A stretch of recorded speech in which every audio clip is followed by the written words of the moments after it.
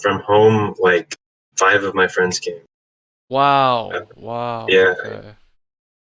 I told them about it, and they were like, huh, interesting. And then they looked at the plane tickets, and then they all decided to come along too. Wait, so you all like share hotel rooms, or how did that work? Yeah, no, so her dash's dad had like a rewards program for some Hilton something.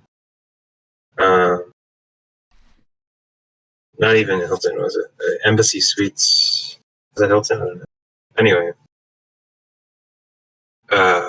so I stayed like with Will and Herdesh in there for the first like few days, and then they left. Like the original plan was just to do Tuesday to Friday, because Herdesh wanted to go home kind of early-ish to have like the weekend or whatever. But my friends were staying till Sunday, so then I stayed in their Airbnb. Yeah, so it was like 6 guys in a room. 6 guys in one room? Yeah, the Airbnb was literally just a room and then 3 beds. Jeez. Oh, I Yeah. guess because it's New York, right? So there's not a lot of space. That was like super cheap living though. That was like the room with 3 beds was like $30 a person. So Yeah. per night, which is kind of crazy, I guess. I mean, but that's 6 people in one room. Yep. So How did that work out? Do you sleep with somebody else in the bed? yeah, it was 2 people to a bed. So Wait, how big were the beds though? well, the one of them was queen. I was in that one. Oh, okay. And the other 2 were Twin? I don't remember what is wind. Twin. Oh, twin. No. I think they were full. Oh, okay. I think that's in between twin, right? In between yeah. twin and... Okay. Yeah, a little bit bigger. I think it's like twice as wide or something like that. I don't know. That still sounds very cozy. Oh, I think the one on center beds are twin. I mean, not twin, full. That's pretty big. Uh-huh.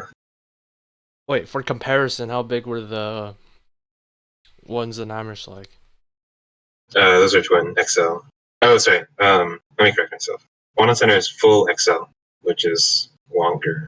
So twin full XL, and Hammerslag was twin micro XL. No.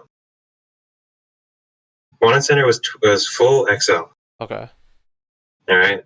One on the Hammerslag was twin XL. Oh, okay. Yeah, XL is like a decorator. Oh, you didn't take 214, so you don't know what decorator pattern is. I feel it's like a modifier. Yeah. I think it only applies to twin and full though. That's a shame. King XL. Yeah, it was like have you heard of California King? Yeah. Is this because like wider though, right? Why do they call it California King? Is it because people in California are wider? Maybe. They should have called it Texas King. Are people in Texas wider? Yeah. Oh, actually, the California King is shorter. I mean, it's like wider, but also like less long. You like shave off 4 inches from the top and you put it on the side. You put it on the side. 4 inches isn't a lot. No, does it make it bigger? Maybe it makes it bigger. Like 4 inches. That's like 76 times 80.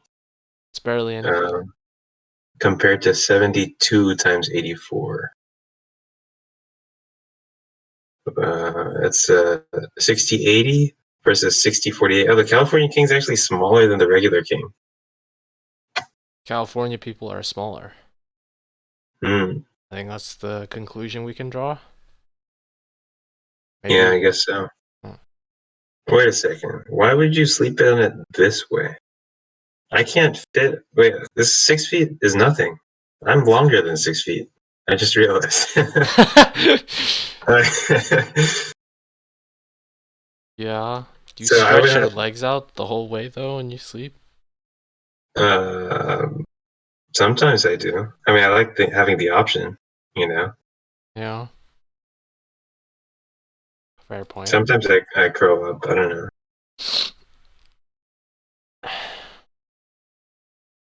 And yeah, wait, why would you sleep on it this way? I Oh, don't know what okay. you mean Sorry, by the this way. 80. Okay, so the diagram. Okay, this is what I was looking. Okay. Oops, that's not what I wanted. Copy image. So like this implies that, oh my god, I did Alt V because fucking MacBooks. All right. Uh-huh. uh, so you don't sleep on it like this, though, right? You sleep on it the other way, like Yeah. horizontally. Yeah. Why would you? Why is this diagram implying the opposite? No, that's like the bed sheets, right? Are you saying like the lines across? Yeah, no, but you want to sleep like horizontally, right? You want to sleep No, on the you 80 sleep inch. you sleep vertically. On this? I'm guessing 80 inches the width. So then you can fit Yeah, two I people in know. it. I know, but I don't fit on. I mean, maybe I can fit on the 76-inch one, but on the California King, I can't fit on that. Well, too bad. I'm sorry. What am I supposed to do? What you want me to do, huh? But there's like loads of people that are taller than 72 inches, though, That's right? actually probably not true. As the Surely. average height is 5 something, not 6. So 14.5% of all men in the US are 6 feet exactly, or over. you're a limited subset of people. Not You're not important enough. 14.5%. Wait, that's loads of people. That's like how many black people there are. What? What? Yeah. I mean, you got to accommodate them too, right? What, black people? Yeah. So Black tall people people, are just as discriminated. jeez, that's a reach. That's a very long reach. It's as long as it's a reach. Yeah. That's that's like a that's like the kind of thing I'd see on Twitter. Someone saying that. Roughly 1% of US women are 6 feet tall or taller. The equivalent height cutoff for US men is about 6'4". Hey, I'm about 6'4" But you're not. You're 6'3". and a half, But you're not there yet. Can't call or yourself whatever. 6'4". Well, I can say that I'm 6'4", you know? I don't know about that. If I put on shoes, I'm 6'4". It's what girls Well, it's do. half an inch. Yeah, what? Guys do that too, don't they? Round up. Well, I'm saying they don't put on heels Mm. usually. No, well, half an inch is nothing, though, right?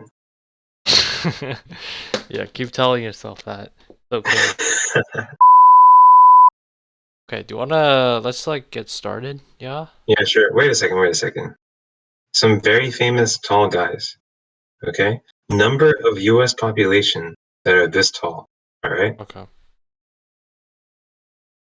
Here it says Yao Ming, 7'5". Okay, He's not and US though, then is he? no. This is like for comparison. Okay, Yao Ming is a famous person who is 7'5", and then the next column is number of U.S. people that are this tall. Okay, so number of U.S. people that are this tall, 2 in the world. That's not true, right? There's not 2 people that are 7'5", right? 7'5" is very tall. There's no, but 2 people. I mean, there's Taco Fall, I know for sure. He's an Taco NBA Fall. player. Oh, he literally is 7'5". Okay, then that means there really is Taco Fall is ridiculously tall. Um Okay, so it's just him and Yao Ming. That's it. Those are the 2 people that well there's are gotta be seven foot one five. others, but um that's not a lot of people because that's who I think of when I think of the tallest person in the NBA. If he's only 7'5", then there's not a lot of other people I can think of. Mm. There are approximately 2,800 people that are 7 feet tall or taller. There you go. Now here it says, back to the chart that I was talking about. Famous person Shaquille O'Neal, 7'1". Wilt Chamberlain, also 7'1". Okay. Kareem Abdul-Jabbar, 7'2". Uh-huh. Okay.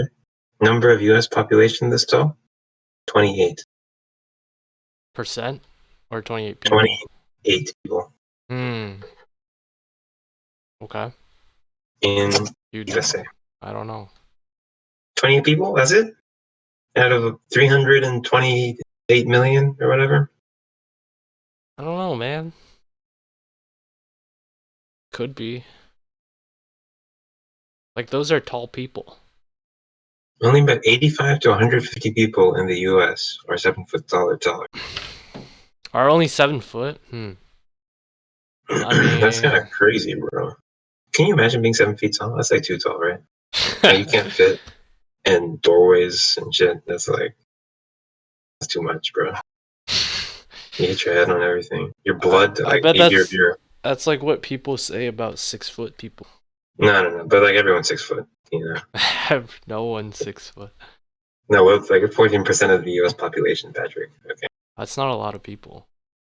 that's a lot of people. Dude. That's Okay, like but like tens of millions. percentage wise, that's not a lot of people. That's a significant percentage. Okay, you know how many like evangelical Christians there are of U.S. population? Christian. 35%. Okay, that's a lot of people. Yeah, but, so you got right. terrible example. Okay, but black people, percent. There's no way there's only 14% black people in the It's US. less than that, bro. It's less than that. No, that's not true. It is 13.4%. You ever hear those joke statistics that are like, wait, isn't it funny how they only account for 13.4% of the U.S. population, yeah, but over 50% of the crimes committed? You ever hear that? It's like a. how the fuck we are white is 76%? That's crazy. It depends on how you. I mean, it's like self-described, right? A lot of Hispanics call themselves white, even though like white Americans don't consider them. Wait, this. Oh, it says white alone, not Hispanic or Latino, is only 60%. Yeah, there you go. There's more Hispanics or Latinos than black people. Yeah. How does the news just get dominated with? I mean, because the police keep beating them up for no reason, and also 13%. They they gotta also keep getting fucked over by the system, like constantly, over and over again. I mean, don't For the last 400 years. Do Hispanic and Latinos not get fucked over more? I don't know about more. Or that the same amount? I don't know. Like, there's historically, more Hispanic and Latinos than black people in America. That's crazy. But think back to the 60s or whatever.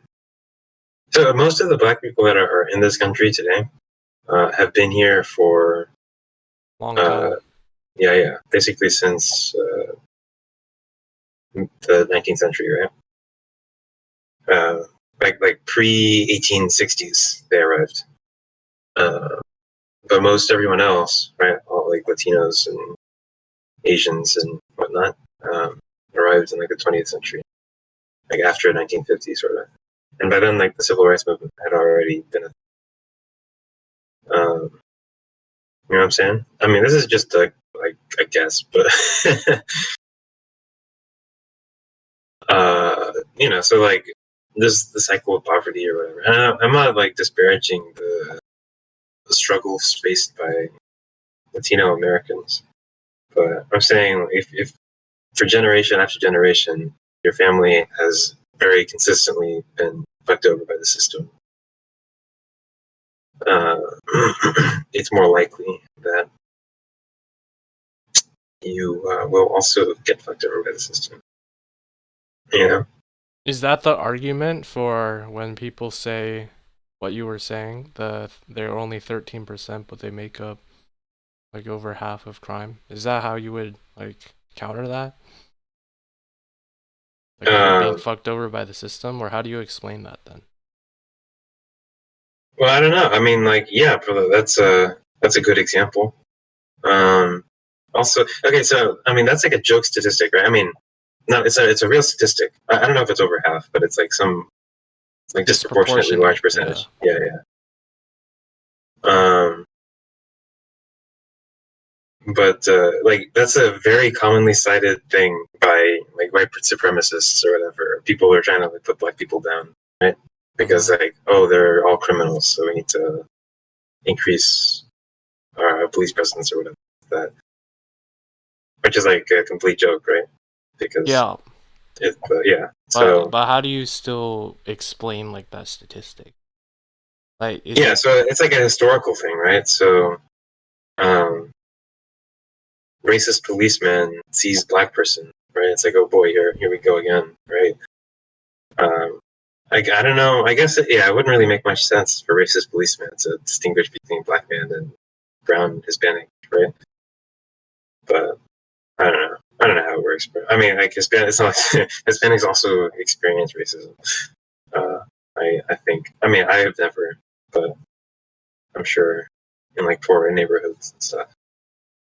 I don't know. It's mostly a historical thing, I think, because blacks have been here for much longer, and they're sort of in their own little communities and stuff. So are Hispanics. I don't know. I really don't know, actually. But okay, actually, no, I do know. It's because 13% is a big number. This takes us back to the tall people, right? And that's not a small percentage. Like over 10% is like big. That's tens of millions of people. Yeah. It's enough that you see them every day. Okay. So there you go. That's why they get covered in the news so much. Because 10% is actually not a small percentage. Oh yeah. That explains more the news one. I was still wondering about the other statistic, but that's okay. Which one? Oh, the crime one, but I don't think either of us have an answer. So yeah, there's other ones. There's like the IQ one or whatever, like the average IQ. There's that one. There's a whole bunch of racist statistics. This is why it's you have to be very careful when you're handling statistics, because it's you can tell any story you want if you're not if you don't read too closely into the details. Sampling bias. It's like you ever hear that story about the World War II and the planes they get shot through or whatever? No. Oh, so basically, it's like World War II, there's limited material supply or whatever, so you have to like be very careful about how you allocate it. And so they were like trying to figure out how to reinforce planes so that they get shot down less, right? And so what they would do is they would like, send out a bunch of planes to go do their shooty, right? And then when they came back, they'd like inspect the planes, right? And so the surviving planes or whatever that came back, they would look at where they got shot, So like, I don't know, say they got shot in the fuselage or something, right? And then they'd be like, okay, so you're getting shot here. So then they reinforced that part of the plane that they saw that was getting shot. Oh, wait, that doesn't cover it though, because the planes that got shot down aren't returning. Exactly. And so the number of planes that were getting shot down just stayed the same. And they were like, what the fuck? Why is that happening? And the reason for that is because they were being dumb. And they were a victim of sampling bias. That's sampling bias? That is sampling bias. I guess. That's also called having no logic bias. But sure. It's tough, right? Because I remember I was talking with my friend over dinner one time. I don't play League of Legends, but you don't need to know anything about it. Basically, they were like, this guy was doing some statistical analysis, or there's some like site that does statistical analysis of like the kits or something people buy during the game, and like how it's correlated with winning, or something like that. And basically, there was this one kit that had like a very high correlation with winning. Right, so like if you're buying this kit, that means that you're like gonna win. And so the question is like, why doesn't everyone just buy this thing? And the reason for that, it's like a snowball thing. So the reason you buy this thing is because you're already winning, and it just makes you win harder. Right. I was thinking it would be like you'd only be able to afford this if you were already ahead and had the money to buy it. Yeah, something like that. And so basically, that's like doing bad statistics. So it's not a truly random sample. How they determined who buys the kit, right? Really, the way they should have conducted the test was like buy this thing at the very start of the game, and how do you perform? You know, that's a better way of doing it. But instead, it's like you go through like an actual game and see what people buy, and so it's biased towards winners, basically. Like the sample sizes. Who figured this out? Was this just people discussing it online? Like discussing I don't know actually. I don't know the details of it. Or is this just That's your friend hypothesizing? It could have been that. He's a pretty smart guy. But yeah, we were just like, came up in conversation. I don't really know too much of the details of it. I thought it was interesting. Yeah, statistics is like, it's weird and not intuitive, you know? Yeah. Like the way I told the plane story or whatever, I like gave some hints in there so that it would be really obvious what the mistake was. Like I said, the surviving planes they inspected and this and that, but I don't know. I guess in the heat of the moment, you don't know. So it's like easy to make a mistake, you know? That's true. Those things that you were talking about, I learned about them briefly when I first took statistics. And I remember we had to like, in the class, we had a journal of vocabulary terms with statistics, and we had to like write down important words and definitions associated with them. I think it's like as a way to reinforce what those terms meant and like what they represented, because it's important in statistics. And yeah, they've all left my mind, so I don't know how effective that was. At least I still know about it. I still know what their exact meanings are. Yeah, I never took statistics, so I thought that was a cool example to want the plane. That's like the first thing you learn about every time you learn about sampling bias, I think. Yeah, I remember I watched a YouTube video one time.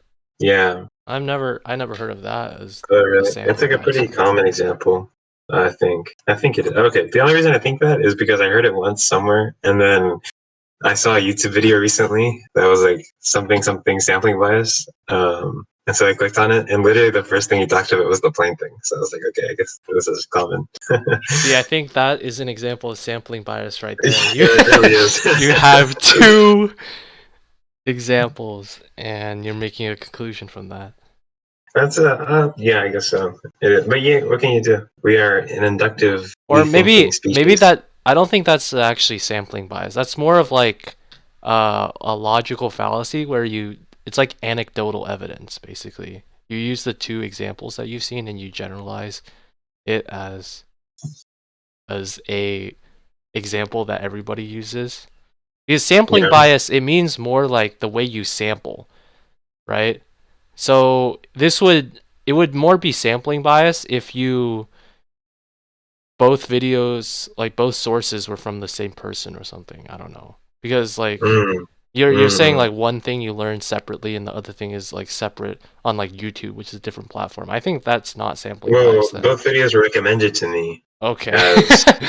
So there's still enough differences because I don't know, maybe the recommendation algorithm, I don't know if it's can be said as to be biased. I mean, it is biased towards my preference. Maybe I'm just preferenced. Maybe I'm just like more likely to click on plain example videos. And so it's a really smart algorithm, though. If that's what the YouTube algorithm was doing, I would recommend you submit a ticket request and ask that you have it be tailored to something that you're more interested in. Unless you're really interested in that kind of stuff, in plain statistics videos. Are you super interested in that? Not particularly. I used to really be into planes. I think I've talked about this on the podcast, but is this the podcast now? Yeah. I'll just leave Okay. this all in the preamble. It's okay. Alright. What was I saying? Yeah, You yeah, were saying the planes. Microsoft Flight Simulator thing. I used to play that a lot.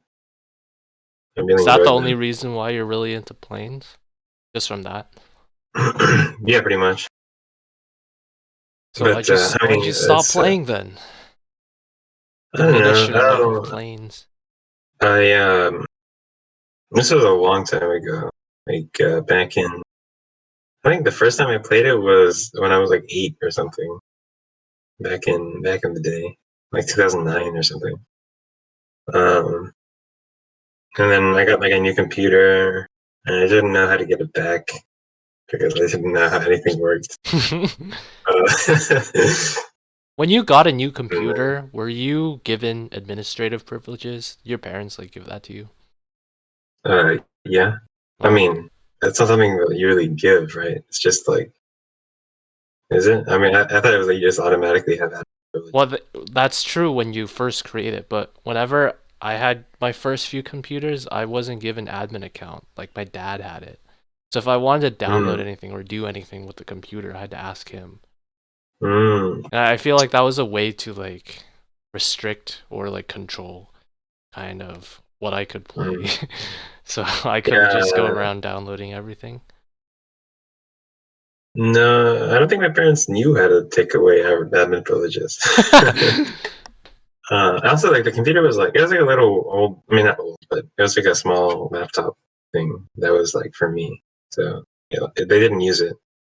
Yeah, Uh, my dad didn't use it either. He's still, oh, I see. yeah. I think it was more I of a see. security measure kind of thing, or parental controls, something like that. Yeah, I don't know. I always had admin privileges though. Good. Wait, when we were talking about planes, have you ever been on planes with two decks where you had to like walk upstairs inside the plane to go to another level of I've the plane? been on a plane like that, like the 747 or the A380. Um, I've been on them, but I don't think I've ever been on the upper deck. I don't think. But did you Actually, fly maybe on I it? have been. Yeah, yeah. Were those for like international flights when you were on those Usually, kinds of planes? yeah, yeah. Because it doesn't really make much sense if it's shorter distance because I don't know, they're like less fuel efficient or whatever. Um, or maybe they aren't less fuel efficient per person. I guess fewer people are making the trips, so it doesn't make much sense economically. It's like fewer people but more frequent. But big international flights are They're more actually. I taxing have on the pilot literally. too, probably. Yeah, If yeah, they're I guess so. I longer. don't know. There must be a reason. Oh, I guess it's longer range. That's why they have like much bigger fuel tanks and something. So that's why they use the bigger planes. I honestly don't know. So actually, no, the bigger planes must be more fuel efficient. That's why they use them for the longer trips. That has to be it. There you go. That's my hypothesis now. Hmm. I mean, it doesn't necessarily have to be more efficient. It just has to have more fuel. Then you can actually go longer. You could have a super fuel Mm. efficient, I don't know, tricycle that can only go 1 mile compared to a gas guzzling car that goes. That's That's a true. terrible example, but No, no, actually, my truck, my pickup truck, well, it's not really mine, I guess. It's anyway. the truck My you family has a big drive. pickup truck. Yeah, yeah. It's like super fuel inefficient, right? It gets like 14 miles to the gallon or something. It's like terrible. Uh, but the tank is humongous, so like, you can go forever in it, like 450 miles or something. Do you ever feel So, like is the truck really high up on the over mhm. above the ground? Yeah, it's really good actually. Like the only thing that I don't like about it is that it's impossible to park. So, In like like parking if I need to lots park, or yeah, just in yeah, if I need to general? park in between two cars, um, it's a big ordeal. I don't know where I am relative to the cars. You know, the Like, other people probably hate you too, the ones around you, because then when they're backing up, they can't see shite because you're blocking like half yeah, their yeah. viewpoint. Like there's a rear view camera that helps a bit, but like I can't see where the truck ends. You know, So Is this when you're like backing in up front or of me. going in? No, like when I'm going forward, right? So Oh. like I need a camera in the front too because I don't know where the edge of the truck is in the Oh. front. But there is no camera in the front, so. Your family ever consider getting a smaller, more fuel efficient car? No, I used to have a smaller, more fuel efficient car. That was the one that I used to drive. And then my dad wanted a truck really bad, so he traded that one in I don't blame and him. got us. Trucks are cool. Yeah, that's true. I mean, it is a cool car, and it's also like much more spacious on the inside, and um, it's like newer. So I like it a lot more than the old car. It's like God trucks have the tail, like the open back, right? Oh, So and that's a lot of fun too. I've never been in the back, but I've driven some friends in the back before they because just it's sit in the legal here. back. Yeah. They said they seem to have a lot of fun, so it seemed like a That lot of seems fun. like a lot of fun. Yeah. We were in Austin, so like we drove down to downtown and stuff while we were in the back. It was good. It was a good time. So like typically you can only fit 2 people, right? The like driver It's and a passenger. Oh no, it's like humongous. When I say it's big, I mean it's like big. No, I'm saying like inside uh, the cab, like yeah, not on the. no, it's a 5-person cabin. Oh, It's like a holy normal car in shit! the front, and What the then on fuck? top of it, it's the it's the bed of the truck. Wait, what? Yeah, it's a Wait, long car. how big is the back then? Is the back side like the open part bigger than the cabin? Like longer than the cabin? Or is the Maybe cabin it's a because Toyota Tundra 2016. You can look it up. okay. Totally because typically when I think of trucks, like the backside is longer than the cabin. Or nearly around the same. Oh, okay. Seems like the Tundra, the cabin's bigger. Yeah, I guess so. That's a badass car. It's really good. I think it's cool, but I don't think I'm gonna ever own something that big myself Why not? because it's impossible to park. I mean, Oh, yeah. it's like impossible to park that thing. I don't know how my dad does it, honestly. Well, don't you Uh, have to park? So, I mean, you've kind of figured it out at least somewhat. okay, so like a week ago or a week and a bit ago, well, this is part of the reason why we had to postpone the podcast. We were going to a restaurant and it was raining. It's like super hard, right? There was like flash flood warnings and stuff. Um, and so like the traffic was moving at like 20 miles an hour. And it was like really, really bad, right? Visibility was like 10 feet in front of you, maybe you can see. So we were going to a restaurant, and so we were like, okay, let's park really close to the door so we don't have to walk too far. And so we get to the restaurant, and there's one spot that's close to the door. Okay, and like every single other spot is taken. It's like, oh my, here we go, right? And not only 2 other cars, right, on either side of the parking spot, but one of the cars was a pickup truck also, so it was like a big car.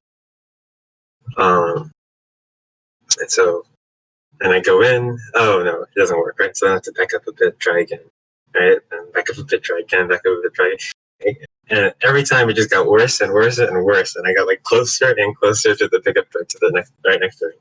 And then after a bit, it got so bad that I didn't know how to back up without hitting the truck that was next to me. And so my friend like had to like lower the window and like lean out and like tell me how close I was to the truck. You couldn't and have so been it's been that like, close to the truck then if he could have leaned out and like seen. Like he's got to no, stick his head okay, out. so it's like long, right? So like the bed of the truck was about to touch Is the bed the the back? yeah. Okay. Like the back of the truck was about to touch the pickup truck, right? Mm. But then there was another car to the left of me, so I couldn't just like. I had to be mindful of either end, right? It was like diagonal. Let me draw a picture in MS Paint, and you can include that No, in I the think podcast. okay. I think I understand what the situation is. Like you're tilted slightly, where the front is leaning towards one end and the back is towards the other end, like the other Yeah, side. yeah, exactly. So we spent like 10 minutes just trying to get out of that situation. And then in those 10 minutes, like the guy in the pickup truck that was next to me came back. Oh, it was horrible. So we were holding him up. He couldn't And my back friend up was, without you? He was waiting yeah, for because I you? was blocking him, right? Oh my god. And so, and like my friend was getting drenched because his head was out the window and it was raining super hard. It's like the whole point we were going here was so that we wouldn't have to get too wet. And so, and so, like, finally I was able to get out, and then I just went and parked like super far away. And so, like, I had like 10 spots to get it right. So this is the reason why I will never own a car so big ever again. Jeez. I still think I want to own a truck someday. Just to at least, I haven't experienced the same issues. Once I experience them, maybe I'll have the same mindset. But right now, trucks are cool. They're pretty cool, actually. I like it a lot. It's like really comfortable, Is it just because there's more room, or what else adds to the comfort?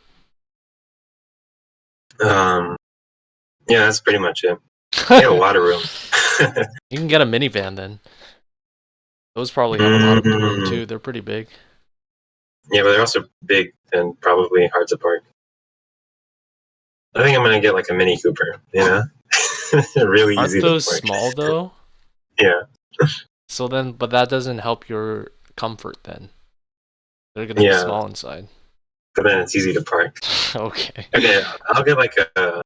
No, I'm sure you can get like a regular car. That's not so bad.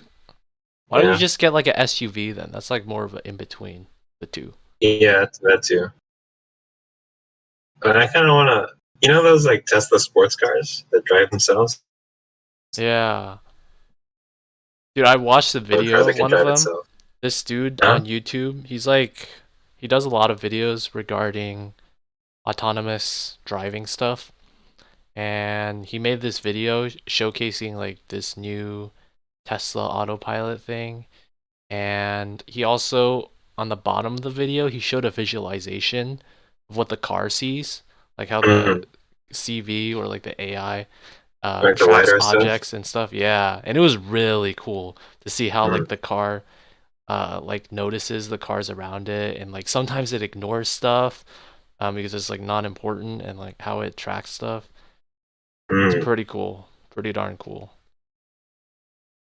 I'm thinking like the whole goal of self-driving cars, well, the overall end goal is probably that, I mean, at one point, for the safety of drivers, it would be like everybody just self-driving, so it's like very, I don't know, they're all connected to a system. I don't know how it would work, but the main use case that I would see for self-driving cars is like on long road trips, like on the highway or something, where it's very monotonous and it's very easy to, I don't know, slowly go faster and faster and you don't notice, or you're doing the same thing for a long time, so then you can tire off or something.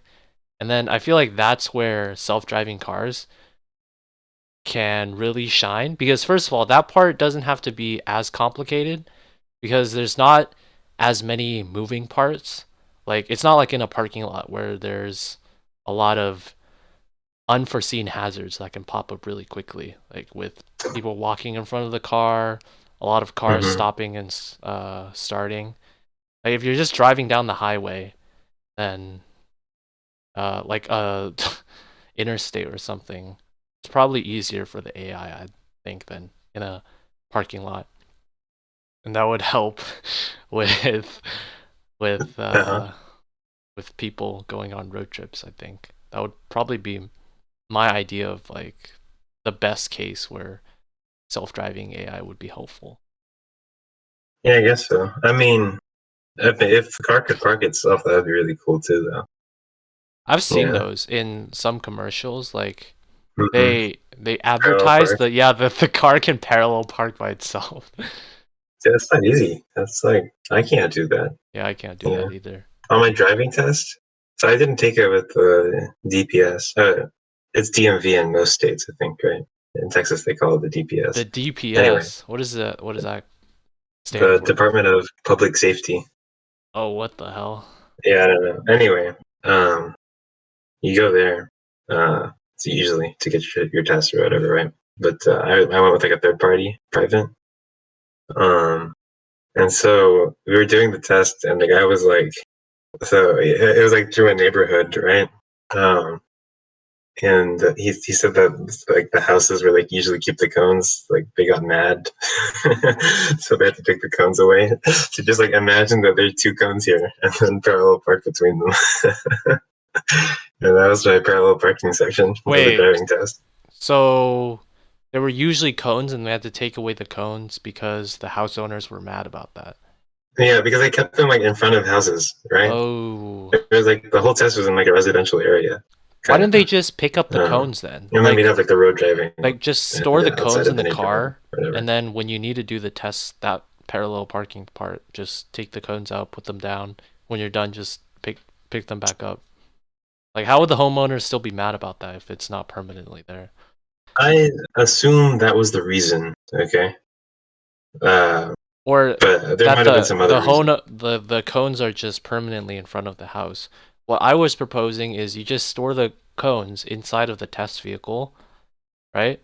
And then when you have to do the parallel parking test, you just take them out of the trunk, put them down, and then you do the test, and then when you're done, just pick them back up. Yeah, I don't know. But, I mean, I assume that was the reason. I don't know if it was actually that the homeowners were mad. Or maybe they're just trying to say some excuse and they don't actually have cones. That's what they're telling you. It could be that too.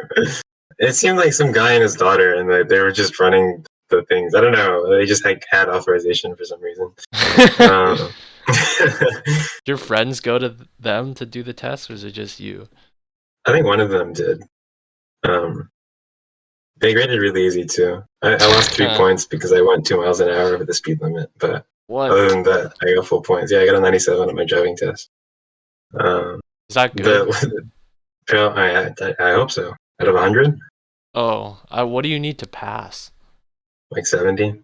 Oh, okay, yeah, that's pretty good. Yeah, the parallel parking, he was like, oh yeah, that's between the imaginary cones I had in my head. Good job. And then give me full points. You're good now. Yeah. That means you're a certified parallel parker.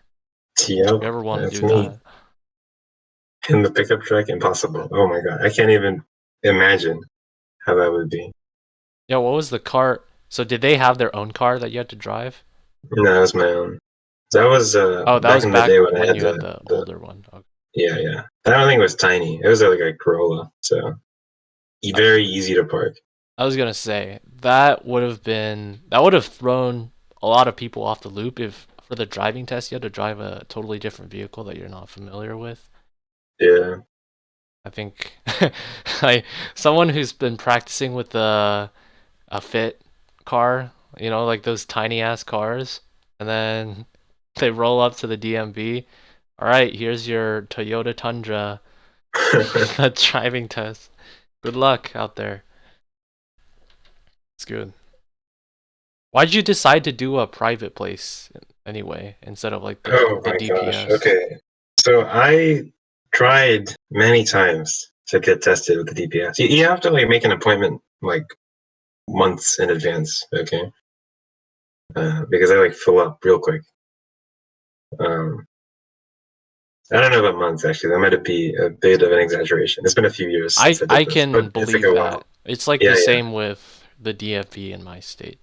Okay, yeah, it's like it takes a while. And then if you wanna do, I don't know if you can do it day of, but you have to wait like forever, like the whole day in a line, right? Otherwise, no. Okay, driving test, you have to make an appointment. I remember now. Yeah, and the appointments are like weeks in advance or something like that. Anyway, first time I go, shoot, I forget. Oh, I don't even remember what the issues were. I went 3 times, and every time there was some problem. Like the first time, I forgot my like social security card or something, and so I couldn't take it. The second time, I went to Disney World, right? There happened to be a scheduling conflict that I didn't realize at the time. And so I couldn't go. The third time, my mom forgot her driver's license. Sorry, Mom. I don't mean to throw you under the bus, but apparently your parent needs to show identification also if you're a minor. Wait, then how'd she get there to the DMV to take you there? I don't think she knew that she didn't have a driver's license. Thankfully, that statute of limitation is very... Yeah. Is it long or short? I don't know. I don't know. I don't think... Well, I mean, the DPS person knew also. They could have very easily reported her, but they didn't because they're nice. I don't think anybody cares, honestly. Yeah. They care when you get into a car accident, or if the police. Yeah. Yeah. No harm, no foul. You know. One time I stole a cookie from AB. Also, while we're on the subject of admitting to crimes. Wait, from what? From AVP. I wanted to see if I could do it because it seemed like a huge mess, you know, and they wouldn't notice, even though it's right in front of them. And they did not notice. The only way to redeem yourself is to be a white hat and like to tell them, and then so they can fix their security defects. I highly doubt that they care at all. Yeah, okay. So yeah, 3 times I failed. And then the 4th time we were just like, okay, let's just do it with the private guys. And like if they have an opening next Tuesday or something, you know, we can just go then. But they had like more openings too. Like it was in the schedule. Yeah, much better. It's a bit more expensive though, if you want to do that. Yeah. You just threw in the ABP cookie. Is that just weighing on your mind? Guilty conscience? I don't know. I kind of threw my mom under the bus there, so I had to throw yourself. You know, take me down with her.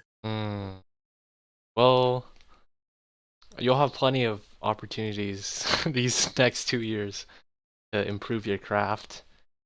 If you ever want to get better at that, something like that. Okay. Enough of the preamble. We're going. Hello and welcome. Yeah. Hello and welcome. This is going to be one of the timestamps here for the intro of the show. 40 minutes, more than 40 minutes in.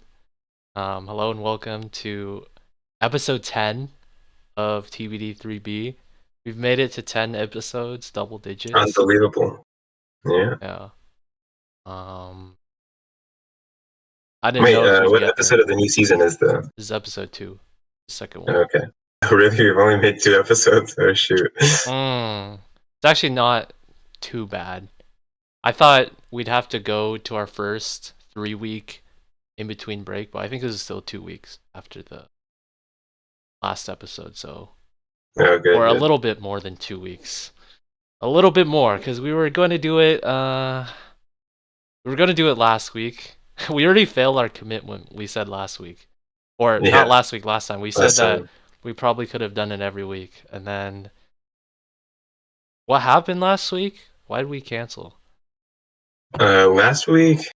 Was it the restaurant that was the that night you were talking about? That was the night I went to that restaurant. And did you just go like super late?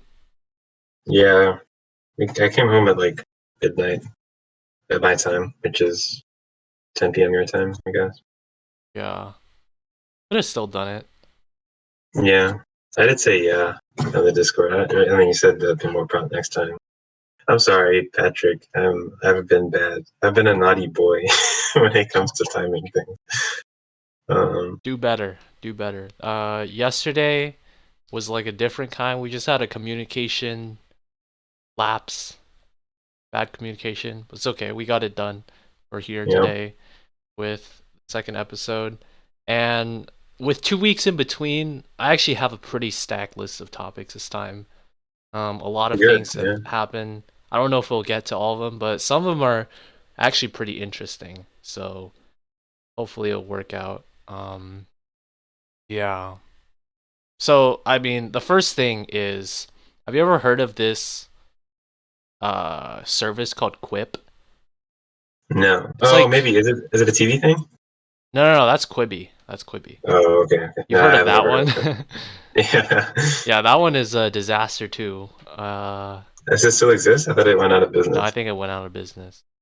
Um, that one was the like short videos or movies thing Uh-huh. where they had ads all the time on YouTube.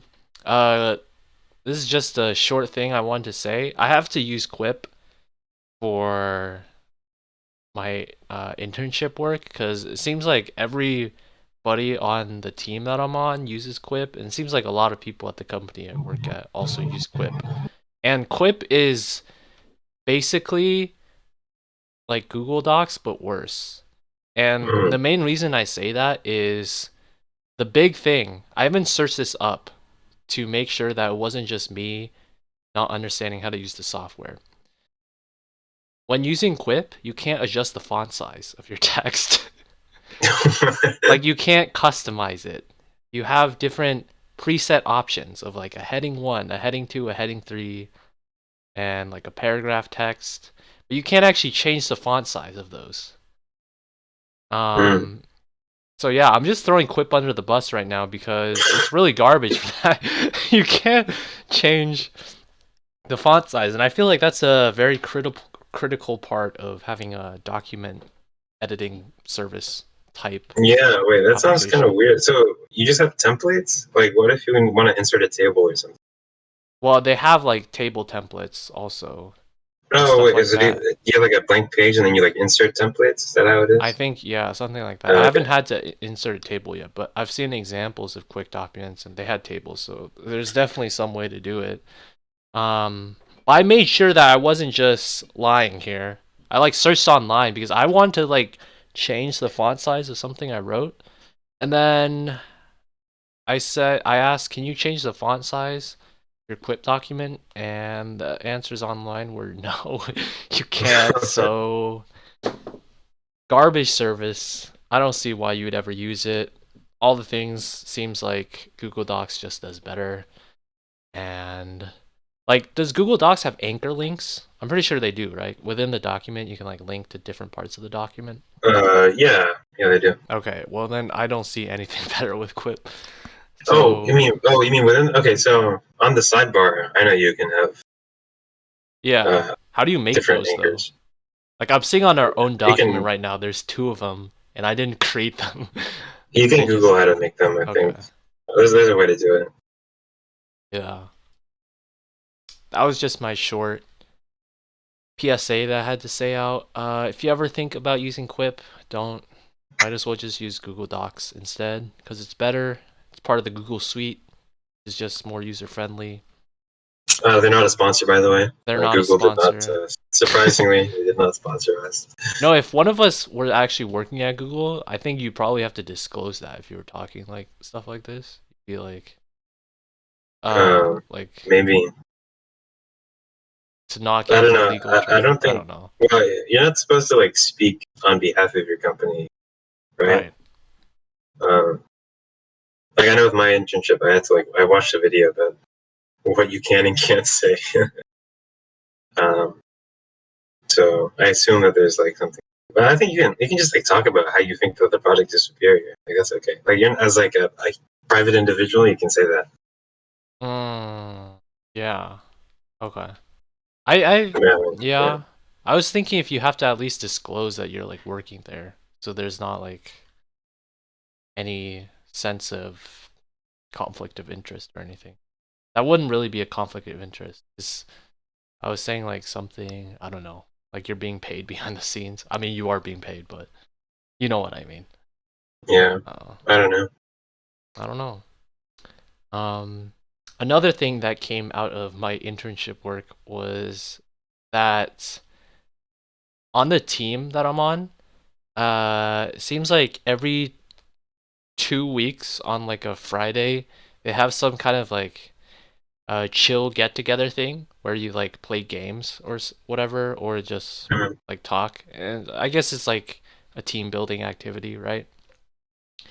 One of the times that we had this, So far we played this game called Code Names. Have you ever played that? I think I played it once. Is that the one where you have to like guess a word or something? Yeah. So you have like a spy master, and then you have two teams. And basically, Mm. the gist of the game is there's gonna be a bunch of words, and the people that are not the spy master on a team have to guess which words that the spy master have.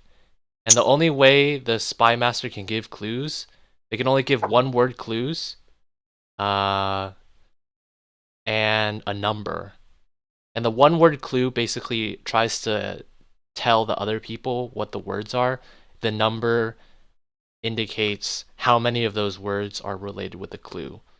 So, for example, if you had a word called Egypt and Sahara, the spy master could give the word desert and two. So then that would mean out of all the words you see, you should look for words that are related with desert. And there's two of Mm-hmm. them. And then you'd be like, oh, Egypt and Sahara. That's like the same, right? So, Gotcha. yeah, that's like the gist of how the game worked. Now, we're playing one of these rounds, and it was down to the wire. My team was winning by a fuck ton. We only had one card remaining, and the other team only had 5 cards that they had to do. So basically, they had to try and win it all here, or we probably would have gotten it the next time, the next round, because if you only have one card remaining, it's really easy for the spy master to just do like one hint for that one word, right? And it's probably really Right. easy. So the other team were down to the wire. They had to clutch up here, and they were slowly getting it right. They first got like the first two, and it was like pretty obvious from the clue that this enemy, the opponent spy master, gave. And then they got another word from a previous round where they missed a previous clue, but then now they thought about it more and they got that word. Then they had a completely random guess, I think, and they got another word. So now they've gotten 4 out of the 5, right? And they're down to the last one. Okay. So there were a lot of words remaining that they could pick. One of those words remaining was called kitchen. Okay. The clue that the opponent spy master had given was woman. So some people made the connection, and like if the spy master had given woman and you saw kitchen, you would have made the connection, right? I mean, it depends on what other words were there. Maybe it Okay. was like make up a word there. All Yeah, I the don't all know. the other words there were nowhere related with kitchen, with woman. Um, that I can say for certain. Like kitchen was it's like a very sexist Stereotype. stereotype connection, but it was still the best connection compared to all the other words, right? Mm-hmm. So it was just funny because everybody was like, the other people on the opponent's team were all like, I know this is sexist, but I was thinking they were, because they like discuss it before they actually pick, right? And they were all like, yeah, this is sexist, but I think it's got to be kitchen, right? Included, they had a woman on that team also, and she was like, it's kitchen, right? Like, and it turns out it wasn't kitchen, and the guy What was it? actually didn't mean to connect woman and kitchen. Do you guess what the word was? Actually, that's really hard. The How would I? word, No yeah, way. the word, the last word was stamp, and I don't know how. He was kind of in a bind. He was in a What? bind, right? Because he had to try and get 5 words, so he probably had to generalize the clue to as many words as possible. And I think there were already 2 words that were pretty well connected with women, so wasn't the worst clue. But I think it was just funny how everyone Wait, there wait. The was word was kitchen. stamp. He was associating stamp with women. He had to try and do that. Like it clearly there isn't a good association, right? But Between the word stamp and the word women? I No. know, but I'm trying to play devil's advocate because he had to do 5 different words, and it's hard to have one word hint that connects 5 different words. Hmm. That's what I'm saying, and I think at least 2 of those words were pretty well connected with woman because the opponent's team like got it really easily. So I'm just saying for his own sake. Like, I think woman was a okay hint, but it was just funny how woman and then kitchen and then how everyone made the same connection except for him. Because they were all joking about it, but he couldn't talk, right? Because he can't like give clues or anything. And then after he was like, "How could you all think that of me that I would make that connection?" Uh, so that was a funny highlight of that game. Do you have to do any like team building stuff so far? Like No, not at all. Apparently, the team plays League of Legends sometimes, the whole team? but I don't play. Also, I mean, I haven't been. I don't think I've played recently. Like, apparently, it happens not too commonly. How many people are on the team? Mm, there are. I don't know what defines a team, and also like the team I'm on. I'm on like a sub team of a team. I think is how it works. So how big's the sub team? It's like me, my mentor, and then two other people, so like four people. But Okay. And then how about yeah, the overall team, the big team? uh, that is more people. I can actually let me see the. Can I go to calendar? You use Google Calendar. Yeah. Makes sense. Um. Is your And work then email through Gmail as well? yeah. Oh, lucky you. I have to use Microsoft Outlook, Oh no. which I don't like as much. It's like a separate Daily. application instead of a website. And the email, like the calendar, is also done through Outlook instead of Google Cal, which is just something I'm not used to. Uh. Is this a team? I don't know if this is a team. Oh, it's a. Okay, this is two teams combined, I think. So, like, how many people are usually at your stand-up where you have like a daily meeting? Yeah, the daily meeting is four people. Oh wow, that's really tiny. Is it four people? Wait. It's me, him, or him. That's got to be like five Oh, five. minutes It's then. five people. It's Like, five people. how fast are your meetings? Yeah, I usually like ask more complicated questions then because I have like I ask like simpler questions over Slack or whatever, and then if I need some like complex thing explained to me, then I ask it at the daily meeting because we have like 30 minutes allotted for it, and it's five people, not four people. I lied. Okay. You And we're normally like doing take. some transition thing, something. So we now have a sixth person also in the meeting. This is like new. I don't really know how we're. There's some stuff going on that I don't know. But there's somebody new also. You normally take up the whole 30 minutes? Yeah. Oh wow. So you like I didn't know you could discuss that. I mean, I guess because the stand-ups that my team has usually are um like I think there's can be up to like 10 people or like 11. Um I guess it goes over 30 minutes though. Probably does with that many people. And there's usually like three parts. It's like the first part they do is just everybody goes through and talks about what they did since last time slash what they plan to do. And then the next part is like going over code reviews that the team is like tasked with and that they haven't like approved or stuff like that or haven't assigned to people. And then the last one is like a thing called post scrum, which is like just more. Oh, do you use Agile? Yeah, Okay. I think Same. so. Do you have a thing called post scrum too?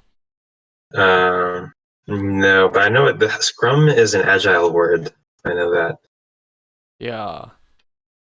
I don't know when you say use agile, I'm guessing it's just adopting it as like a way to do meetings. Like it's Yeah, like that's what I a meant.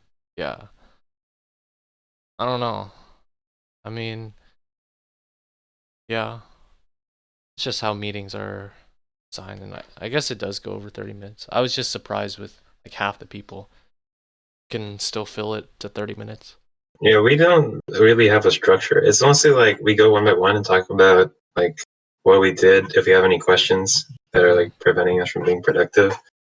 And then like my mentor is like the tech lead on the thing, so he'll like answer all the questions and stuff. Wait, so Because are a bunch of there us are like new. I mean, not new, but well, actually, not a bunch of us. Me and somebody else are kind of like newish to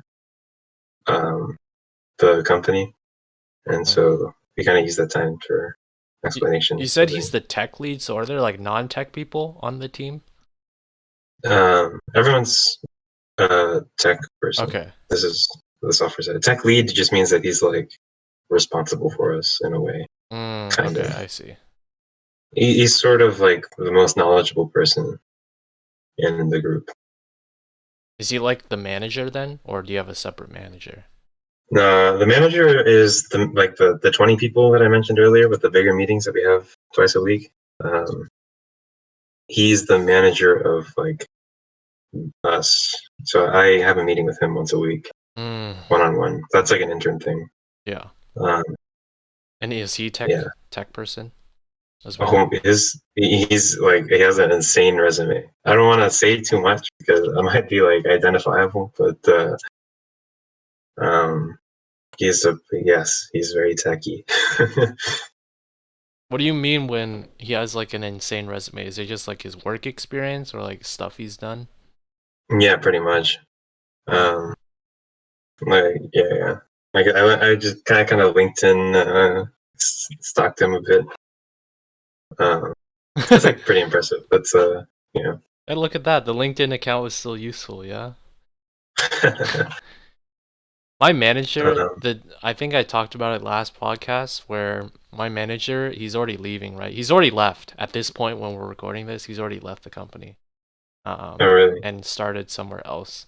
He said like he like never really used LinkedIn, which I guess, I mean, he was at the same company for 12 years, so there's less purpose with having it, but kind of adds to your point, maybe LinkedIn isn't really that necessary.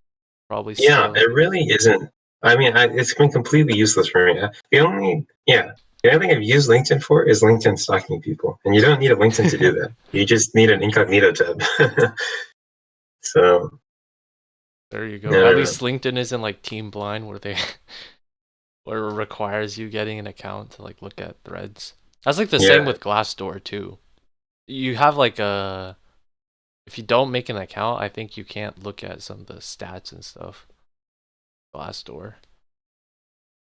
Don't quote me on that. I kind of forgot about that. I think if you like, you can only do one Glassdoor thing per session or whatever, right? Then you have to like open the incognito tab again.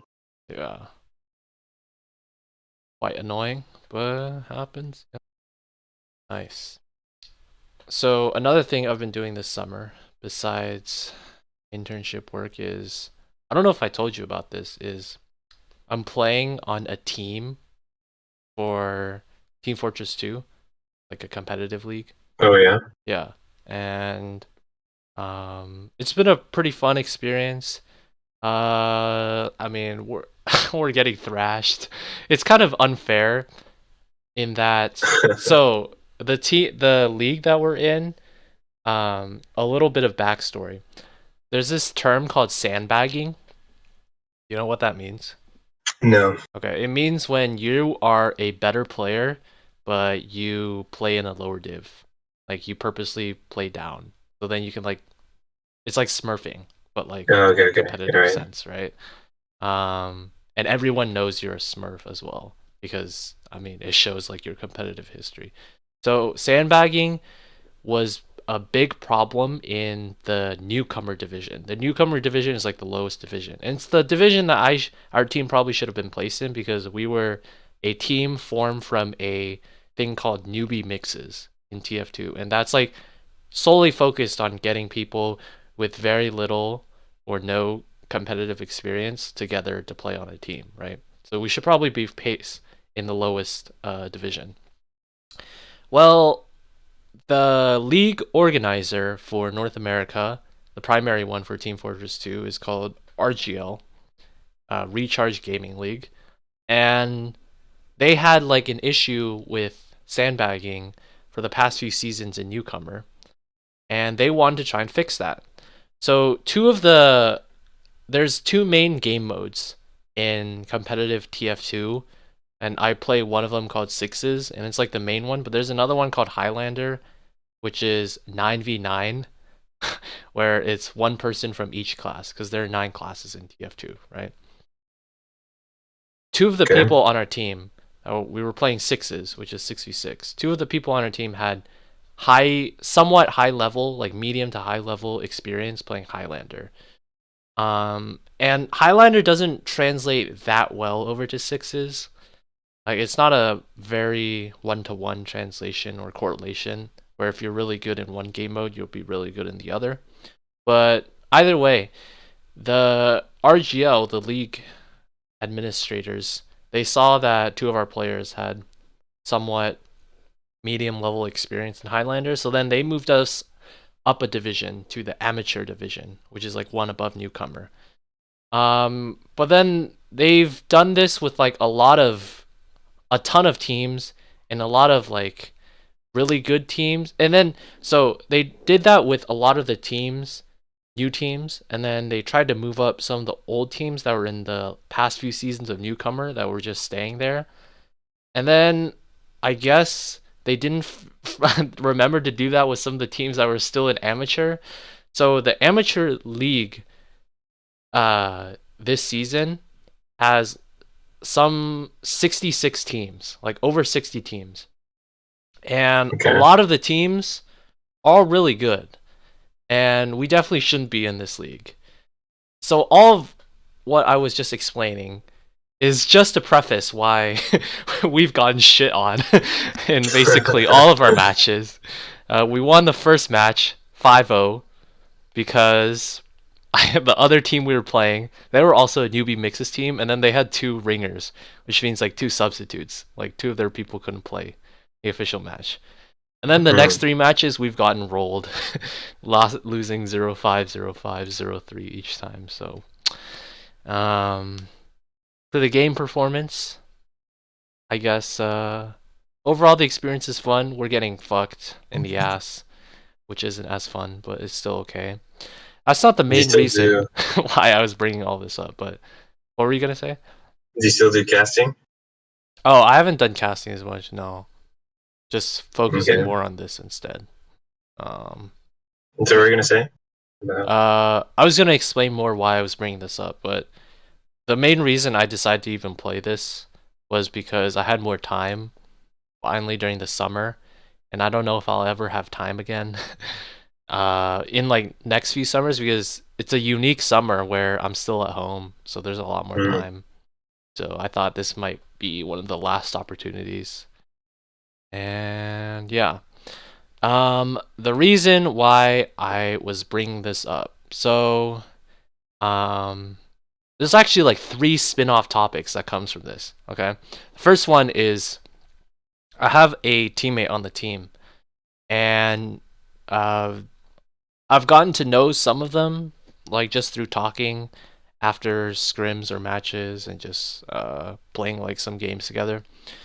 We were talking with this person, and he was talking about a game he used to play on mobile called Warzone. Have you ever heard of a game called Warzone? I've heard of a game called Warzone. Yes. And that game, what game is that? That Warzone game that you've heard of? Is it Call of Duty Warzone? Yeah. And do you know what kind of game that is? That's like a first-person shooter battle royale, right? Something like that, yeah. Yeah. This game that this person on my team used to play, it is called Warzone, but it isn't that game. It's a RTS, like top-down game, kind of like Hearts of Iron or EU4, that kind of game, right?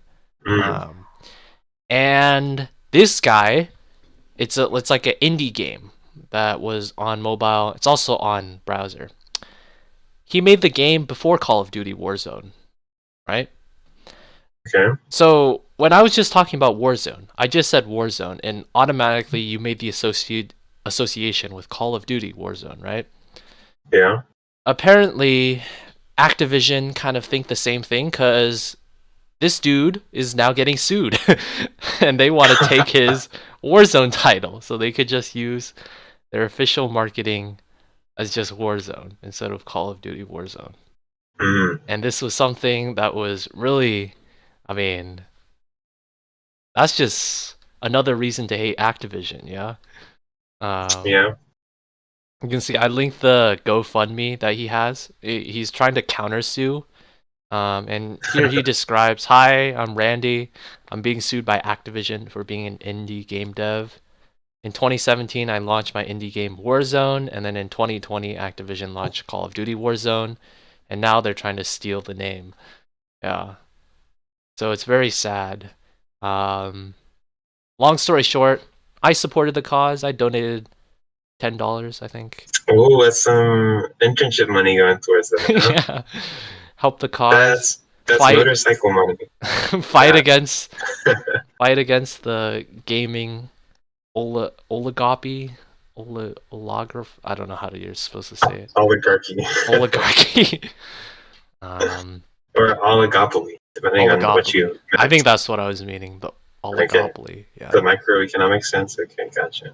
I mean, oligarchy, almost an apt word, also. Yeah. So I'll link this in the description of the podcast if you want to go and support him as well. But it was just something interesting that came up. I feel bad for the dude. Wait, so your friend from TF2 played this game, or he is this man? No. He's not the man. He used to play this game. And then Gotcha. We were talking about, because he plays Hoi 4 too, and we were talking about that, and afterwards we've played a few games together. And then he was talking about some old games that he used to play. I don't know, actually the train of thought was we were looking at his YouTube channel, and then he was starting to look at his unlisted videos, and he found an unlisted video of this game, and then he started talking about, oh my god, this game was so fun. I used to have so much fun. What was this game called? Because it was similar to Hoi 4, and then he went through his YouTubes, and then he found the video, and then he saw, oh, it's Warzone. And then he started searching up Warzone, and then if you go to the official website of this game, if you even just type in Warzone, it's getting owned by the by Google. It doesn't even show up in the... Yeah, I tried looking it up, I couldn't find it. It's on the second, it's warzone.com. It's on the second page. And you can see on the homepage, there's like a thing that says Activision is suing us, and that's how we learned of this whole thing. They have a community. Yeah, like apparently he was my friend on the TF2 team. He started playing, just getting back into it, and there's still like an active community. It really there's like a lot of these old ass like browser based games and stuff that still have these smaller games that still have like pretty active communities with people playing. Pretty cool. Wiredog defeated Wobble 2 hours ago. Poor guy though. Poor guy. I feel bad for him. And hopefully his countersue is successful. Wishing the best to him. This is a call to all listeners. If you would like to support him, go to the GoFundMe link that we will link in the description, and you can help support his fight against the Activision juggernaut that is just eating up everything. So that was one connection that I had to the team. Another connection that I had was another person on the team. I was talking with her more, and she is a person who also speaks Mandarin. Actually, you know what's crazy? Okay, so this is the dude that I was talking about with Warzone, right? He speaks like 3 languages fluently. So he lives in Canada. So he speaks French. Yes, Okay. French is actually his like he says it's like a better language than English for him. Really? But does he speak English Really well, yeah. Like it's us basically or native, yeah, like okay, us, okay. like no accent either. Okay. So I think it's because he said like he does more like French writing and stuff or stuff in school, so his like writing Mm, is better. I think his speaking and stuff is like literally still native level. Is just basically his writing for French is probably better than his writing for English, something like that. okay. So he does French, English. Okay, maybe it's just those two. But the interesting part was he also knew a little bit of Mandarin because his family used to live in China too. And what's funny is he knows like a little bit of Mandarin, but his brother knows like is like really fluent in Mandarin. And the reason he described it was his brother is younger than him, and when they were in China, they had like a nanny, and the nanny only spoke Chinese. So when the nanny was with the brother could only really speak Chinese. So that's how the brother like knew a lot more Chinese than him, I guess. Oh, So I mean that brother, I guess he's getting the best of all the worlds now. He's got Chinese, French, English. He just needs Spanish, and then he's basically like covered a lot of the major cool. languages. Yeah. Yeah. Um. Missing out on the Indian languages though. Yeah. Just add Hindi and then Arabic, and then he's got basically everywhere. Mm. The major parts of the world. Damn, Africa doesn't count, I guess. Like no, but French is very prevalent in Africa. So is English. So Yeah, I guess I so. think No that covers a Swahili lot though. of. You gotta Sure, get add that that too. southeast. Swahili. Yeah. Um. What I Okay, was Russian saying from too while that you're at it. is Okay, yeah. the other person, she was like a person who is interested in learning a lot of languages, but she's like natively, or not natively, but she speaks Chinese as well, and like at a higher level than me, but I don't think at a native level. So like, she has like Asian parents as well, basically. It's just that she speaks better like Chinese. So Okay, like same kind of deal as you then? yeah, but just better. Okay. um, and basically, the whole point of this is that she was talking about. We were discussing language stuff because she was talking about why she was interested in learning other languages like German and French. And she said Chinese is a information dense language, uh, and I didn't know what that meant. are you talking about like bits per second? Yes, Or she yeah, specifically okay. mentioned that. Yeah, yeah. Okay, I've heard about this. This is really interesting. But I will let you explain. Yes. Well, okay, I don't know much about it, but from there, she also showed me this chart that like compared a lot of the major languages, um, and compared their like Spanish is information density and then the uh, information speed, like how fast the exactly. speed is, something like that. So yeah, from that chart, I don't know. We can see in the chart that I didn't know Japanese was like spoken the most quickly, but I guess if you think about it, that's kind of true. Mm, But as I expected, Spanish was like at the top, and hmm. then from the chart you can see like English has I don't know, has a pretty high spread on the information bits per second. I don't know. Those are just my takeaways. The chart is pretty interesting. What do you know about this information density bits per second thing?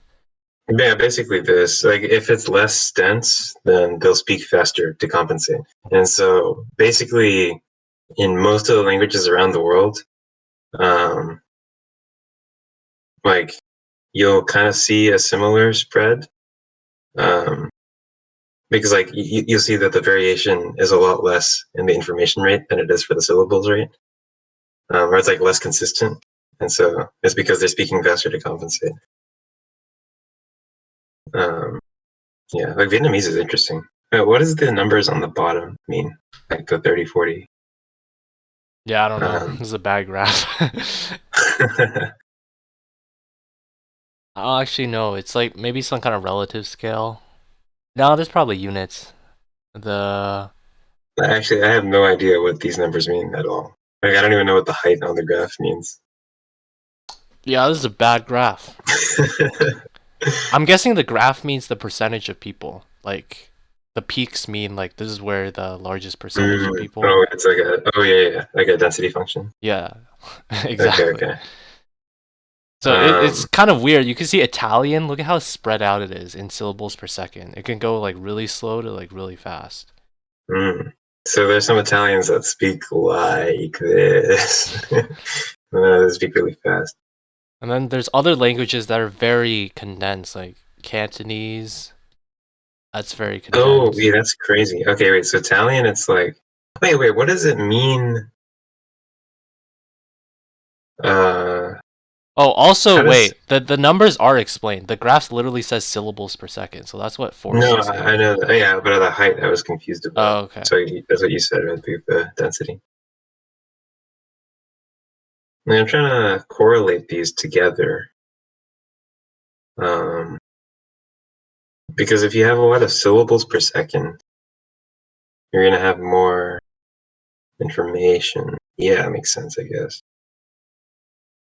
Anyway, yeah, that's cool. If you have like less information in a syllable, you're going to speak faster.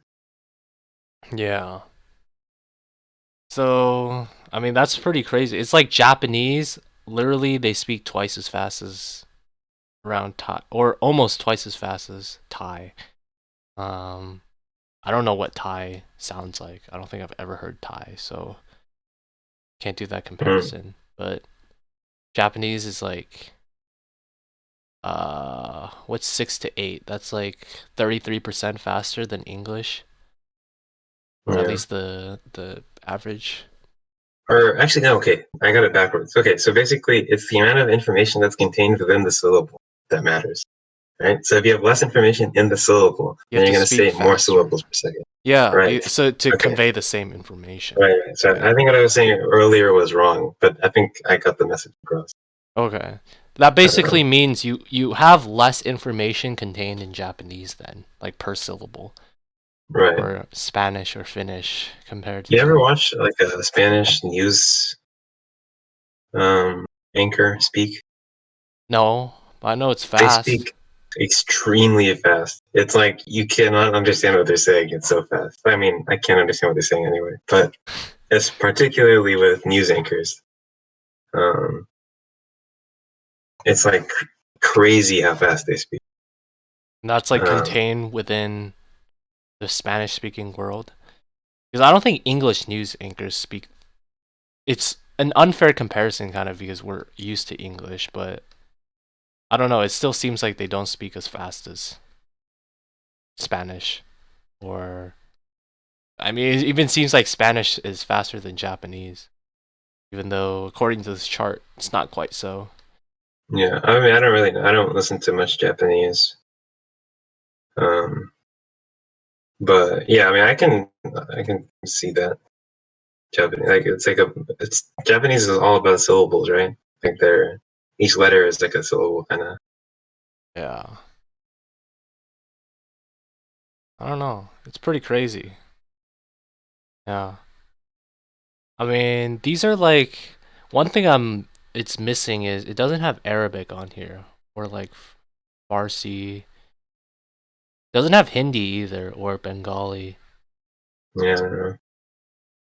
I wonder, like, from your own understanding of Hindi/Bengali, where would do you think it's like? I'm not the right person to ask. I don't know literally nothing about either language.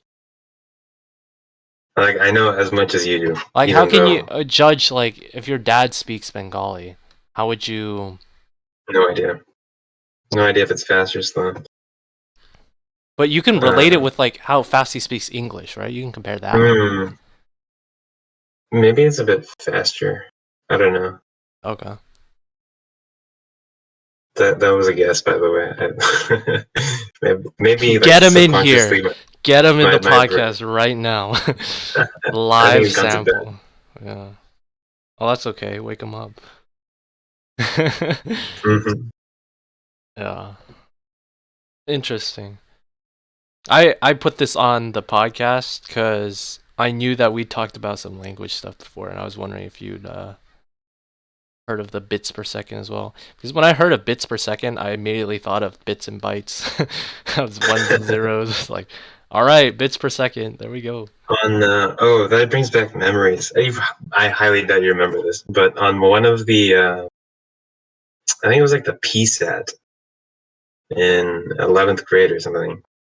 The you know how there's like a grammar section? It's like the SAT but smaller, right? So it The was asking like PSAT. Okay, I thought you said P set, like problem set, and I no thought you no were no gonna talk about a PSAT. class. Okay, PSAT. Yeah, Yeah, yeah. PSAT. There's like a grammar section. And so like Uh-huh. one of the answer choices on one of the questions was like it was like what would you replace this with or whatever, right? And so one of the answer choices was bits and bobs. I think I remember.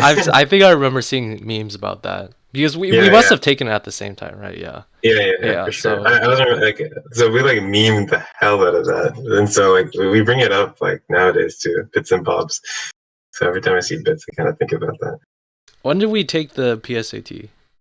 That would Um, be 11th grade, right? yeah, but what year would that be? That would be Oh, 2021. so I was So 16, so that'd be 2017. Yeah, you can just search up PSAT memes 2017. and it was either that or the AP Lang test, which was 2018. Yeah. I'm just looking at these now. I do remember there was stuff with oh, dude, I found it.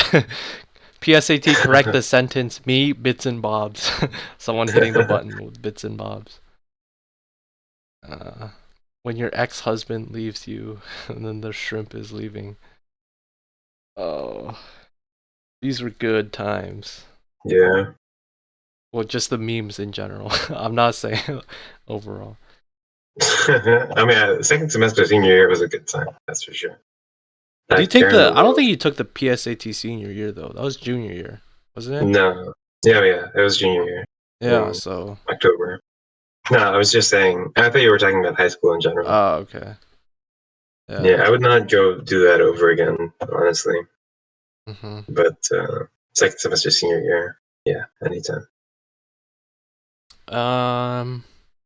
Oh yeah, some things that I wanted to bring up. So I was thinking about it a little bit since season 3. By the time that comes around, we're probably gonna be in person. So I was thinking about how is that gonna work for in-person podcasts. So we go to the recording studio, of course, The that studio, we yeah. have, yeah, Uh-huh. and then we whip out our $4,000 recording equipment, Yeah. that we have in our studio. You know, I was actually looking at that. So I thought about this a little bit and I was thinking like how expensive is it to actually get good microphones? And I have no idea, it's very expensive. That's what I but learned. you have to keep in mind that we're gonna go motorcycling in the Amazon, so you have to save our money for that. No, but think of this as an investment. If this blows up, we're gonna be earning tons of cash from ad revenue, right? Mm, So if you and then we can invest have now, a you get the special gains episode, later. a special episode in the In Amazon. the Amazon. That could actually work because what I was looking at was probably one of the best options that were cheaper because like the really good microphones that you see on like podcast shows and stuff, those are all like really expensive. I was Hmm. thinking like having those clip-on ones, which Oh, aren't, like they do in the interviews. yeah, like the ones that you clip onto your shirt and stuff. Those aren't like they're not cheap, but they're below $100 at least.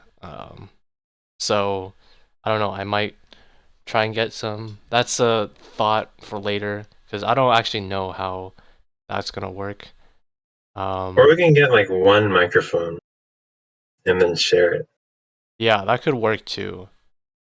Um, the main thing that I was thinking of is like that honestly might be the best solution I'm thinking. The main problem though is we have to like be kind of close to it. Yeah. Or actually, I don't know. Its range could be big. Just staring at each other over the microphone. And what I was also thinking of is if we ever have a third person who is not in the same room, then how would that work? Like we'd have to have like some kind of Discord call, but then maybe only one person. No, just invite into the studio. No, I said, but they're not there. Oh, okay. I don't think we have the budget there for that. We'll do that if we have a really good guest, like the president. Yeah. All right, Joe, if you're hearing this, we'll buy it for you. We'll pay for your Air Force One ticket. Daddy Joe, I'll use the stimulus check to pay for your plane ticket. We will fund the Air Force One. Yeah. Wait, weren't we supposed to get like stimulus money? It depends on things, like if you're a dependent and how much money your parents make. Something like that. Oh, okay. I heard there was at some point I heard there was money going to people who were also dependents. And I never saw some of that, so. Yeah, did you file for taxes? I did this year, or like last year. Yeah. Yeah, I don't know then. I don't know. I might have gotten shafted. Missed out. Did you get anything? No. Okay. I feel better. Yeah. In-person podcast, I think that would be kind of cool. Make an actual studio. Probably not gonna happen, I'm but so happy. Things are going back to normal. Yeah. In person. No masks. Dude, I hated the mask so much, especially in the winter. My glasses would fog up. Like so much so that I would even consider getting contacts. Oh yeah, why don't you get contacts? I don't know. I had to like just go to the optometrist and get contacts. I tried one time, but I couldn't like. I'm afraid to like touch my eye. I like reflexively like clench and close my eyes. And so it's kind of hard. Like when I was getting them the first time, they don't let you leave until they like know you can put them in your eyes on your own, right? So you have to like put them in your eye before you can leave. Mm-hmm. And so I just sat there for an hour trying to put them in my eyes, and I couldn't do it. It's an acquired skill. It's definitely a little weird at the beginning, I think. Like I stayed past like closing time. Like I think she got paid overtime. You're helping her out. Yeah. So I couldn't do it. And then like how old were you when you were doing this? Maybe like 17. Oh, okay. All right. Do you think you could overcome that fear now? No. No? I mean, I could try. I don't know. It's like really because then I took them off to go to bed, right? And then the next morning, I woke up especially early so I could put them on, and I couldn't do it, and so I never put them on again. Fuck. So, you ever return them, or do you still have them? I don't know what happened to them. Oh shit! You could try and look for. How would you feel about the CRT ones, which are what I wear? The ones where you put them in at night, and then take them off in the morning, and then you don't have to deal with it the whole day. Yeah, that seems like a really good deal. Except for I googled CRT, and the first thing that comes up is critical race theory.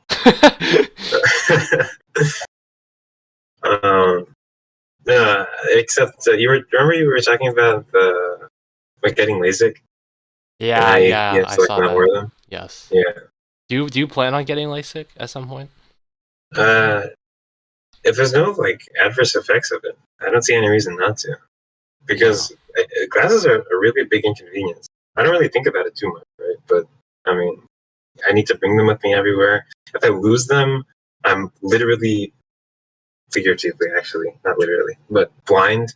I can't see anything. I can't even read like big, like if it was like a Macy's or something, it's like big letters. I can't even read that from. Yeah, that's like me too. Yeah.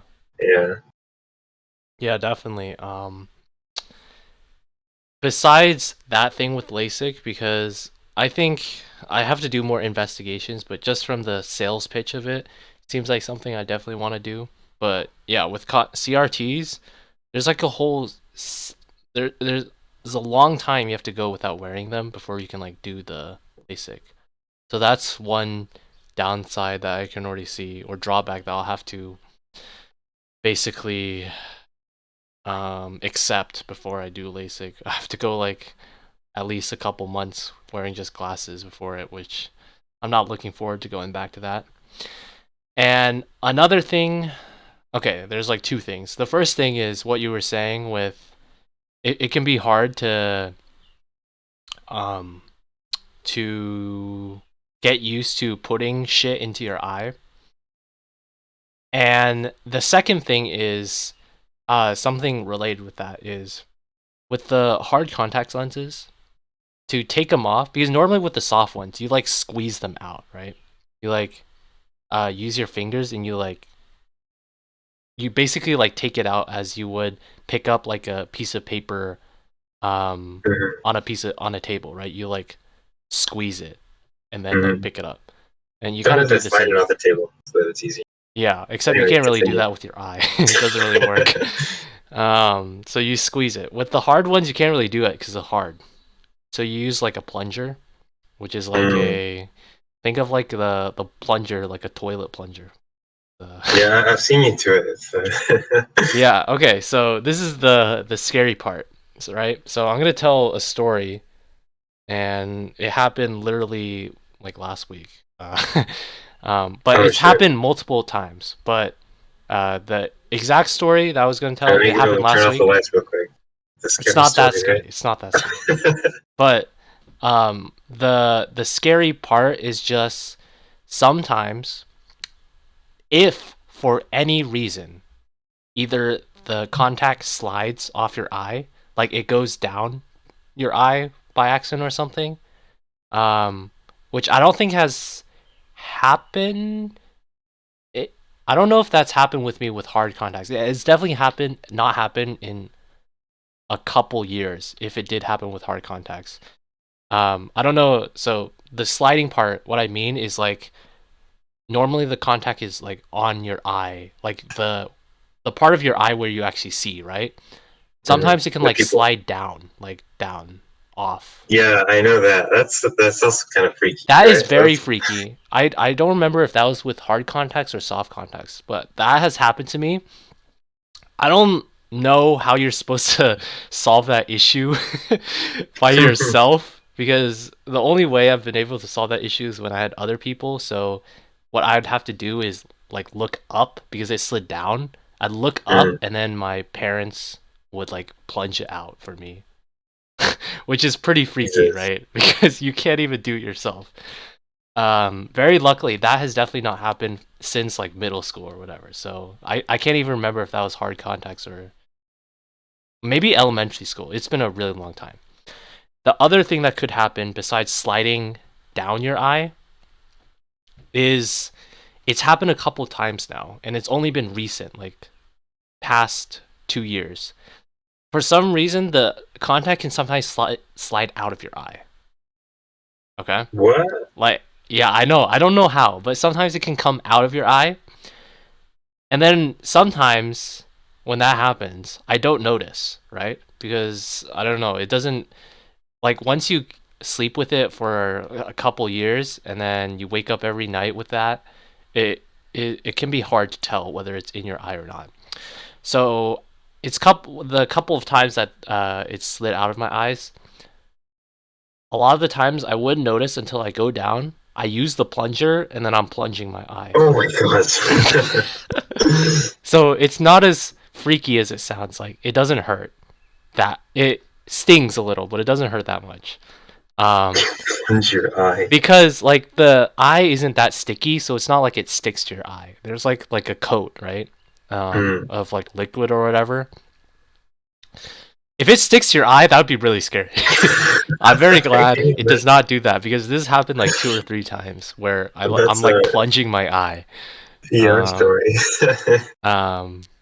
Yeah, so I can tell why that would be scary as well, where where you plunge your eye, because when that happens, you're like, the first few times that happened, like the first few times that happened, I didn't know I was plunging my eye, so I did it like 2 or 3 times, and I'm Oh like, my why am I gosh. not taking out this thing? And then I'm like looking at my eye, and then I'm like, oh shit, the thing isn't in my eye anymore. Um, and then now, since it's happened like 2 or 3 times now, at least this like last time, which was like last week, I was just like, I did it once, and I'm like, as soon as that happens once, I know that feeling, and I'm like, fuck off, I lost my contact again. Um, so this is the story that happened. This has happened a couple times now, this past few years, like 2 years, where the contact just rolls out of my eye, and I still don't know how, but somehow it sometimes goes out of my eye when my eyes are like closed the whole night. I don't know how that happens, but afterwards I have to like find it, right? Hmm. So And it's like in the basement, like 2 floors away I from you. know. So It's so the spooky. couple of times this happened now. Um, the one that happened last week. This is how the timeline of events happened. I woke up. I didn't really think anything, right? So I went downstairs. I'm taking out my contacts. I take out my right eye, no problem. Okay. I take my plunger. I stick it in my left eye, and then and then I get the little bit of sticking on my eye, and I'm like, fuck. Okay, I lost my contact. I have to go up, and I look all over my bed. I'm looking at my pillow. I shake my pillow. It's not there. I shake my clothes because 2 months ago or like a month ago, this same thing happened again, and it was on my clothes, like on like the top part in front of my shirt, and I'd like shaken my clothes and it fell down on the ground and I found it. So I do that again. I don't find it. It doesn't like fall down or anything. Okay. So next I move on to the blankets, right? I'm shaking the blankets. So I take these like two small blankets I have. I shake it up and down, right? Then I take the big blanket and I um, lay it out on the ground and look carefully, and then I shake it out. After all of this, still haven't found it. I then look carefully on the bed sheets. Okay, I'm looking, and I'm examining the bed sheets. I smooth them out. I still don't find it. Still don't find the contacts. It's been like 10 minutes now. Um, this was on a Saturday, so I'd slept late, woken up late, and my parents were out because they were going out to like buy groceries and stuff.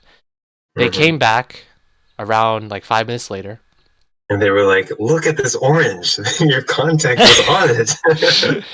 They were like, then they came up to help because my mom had helped me find my mom had been the one to find most of my contacts when I've lost them at my house. Like she's really good at investigating the floor, looking, and we searched for around another 30 minutes or 20 minutes. Still couldn't find it. We looked everywhere, like over the room. So I retraced my entire steps that I did for that night, right? I'd gone downstairs from my room. I put on my contacts. I went to the bathroom downstairs. And then I went back up to my room. That was like the night before. And then when I woke up, I retraced the entire steps from my bedroom down to where I took off my contacts downstairs, right? We went through that whole area. We were just combing the path. So we were combing the stairs, the areas upstairs, the kitchen area where I took off my contacts. We looked in the bedroom. We're just looking everywhere, right? And the reason why we're looking everywhere, you probably think like, oh, if it fell off, it's somewhere in the bedroom, right? The reason Very why we simple. looked everywhere is one of the times that I've lost it at home. There's like a patch of carpet outside of my room that connects my bedroom to the stairs, right? It's like a central thoroughfare between different bedrooms. One of the times I lost my contacts, my mom found it there. So it wasn't even in my bedroom that she found it. Which means, like, I'm guessing the only way that could have happened is it stuck to my clothes and then at some point it fell off there. Okay? So this is context for why we're looking literally everywhere, because it could literally be everywhere, anywhere in our house. We looked at all of those places, right? And we couldn't find it. It's around lunchtime now, so my mom's like, okay, we're first planning for plan B. If we can't find it, we're gonna have to use the old ones. Because I update these around every year for new prescriptions and stuff like that, and I keep the old ones, so I might have to wear the old ones now. But my mom is not satisfied, right? She's like, it can't just disappear into thin air. You can't just do that. Contacts don't do that. Okay, so throughout this lunch, she's like, okay, it's got to be somewhere, right? We're finishing up lunch. Me and my dad are still eating, and she goes upstairs to keep looking. And she finds the contact. Where do you think she found the contact? You said upstairs? It's upstairs. Is your room upstairs? My room is upstairs. Is there a bathroom upstairs by your room? There is a bathroom upstairs, but I didn't go to the bathroom upstairs. Okay, what is upstairs? Okay. It was in my bedroom. Where do you think it was in my bedroom? Underneath your bed. It was underneath my bed. See, I would have checked there, like, first. Except, why would it be underneath my bed? I don't know. How would it be underneath my bed? It fell off your clothes, you kicked it underneath there, I don't know. Possible. Was it, like, in the center of your bed? Like, underneath? No. It was not even near, like, the edge of the bed. My bed is shoved up against the corner of the room, right? It was by that corner of the room underneath the bed. Now, okay, riddle me this. How does that contact lens go from my eye to possible. Over there? I mean, okay, you get up, right? Maybe it did stick to your clothes. And okay, you didn't realize it, so if that happens, though, if it fell, like, I get up, it would have to fall, like, it would only have to fall, like, near the edge of the bed, then. Like, the edge where I get up and get off the bed. So it wasn't there. It was, like, deep in the corner. Oh, is your bed... Wait. Are your feet at the corner? No, they are not. Nothing is near the corner. I have no access to the corner. Wait, so your bed is pushed up onto this corner, though, right? Yes. And you sleep on the... Okay, I see. Yeah. Oh, so it was, like, in the furthest possible spot from... Yeah, it was close to there. It wasn't, like, furthest in the corner, but it was, like... It was in a place... It was in a place where it's literally, like, very impossible, right? And, okay... You were, like, moving stuff... You, like, took out your blankets and stuff, right? Yeah. I mean, so there was some momentum. This is my mom's theory, right? So, I didn't provide the full picture of, like, how my bed works, but it's, like, pushed up against the corner, but there's, like, little gaps between one of the walls and, like, the mattress, because there's, like, a bed frame, right? So there's a gap in between. My mom's theory is that I had probably... It somehow slipped out of my eye. This is the part that I still don't understand. How does it just slip out of my eye? And I still don't have an explanation for that. But maybe you rub your eye and it falls out in your sleep. Like, unconsciously I rub my eye? This is a theory. I don't know. Maybe. Or, like, maybe you, like, toss and turn or something in your sleep, and then... But if my eyes are closed, I don't see how that... No, like, your face, like, rubs against the pillow or something. I don't know. Theories. Either way, my mom's theory is that somehow first it fallen out of my eye, and it'd probably fallen onto the pillow. And then I'd shaken the pillow, right? When I'd shaken the pillow, it'd probably gone down into that little crack between my bed frame and the wall. And then that's how it fell down there. Yeah, that sounds possible. So that was the story of how...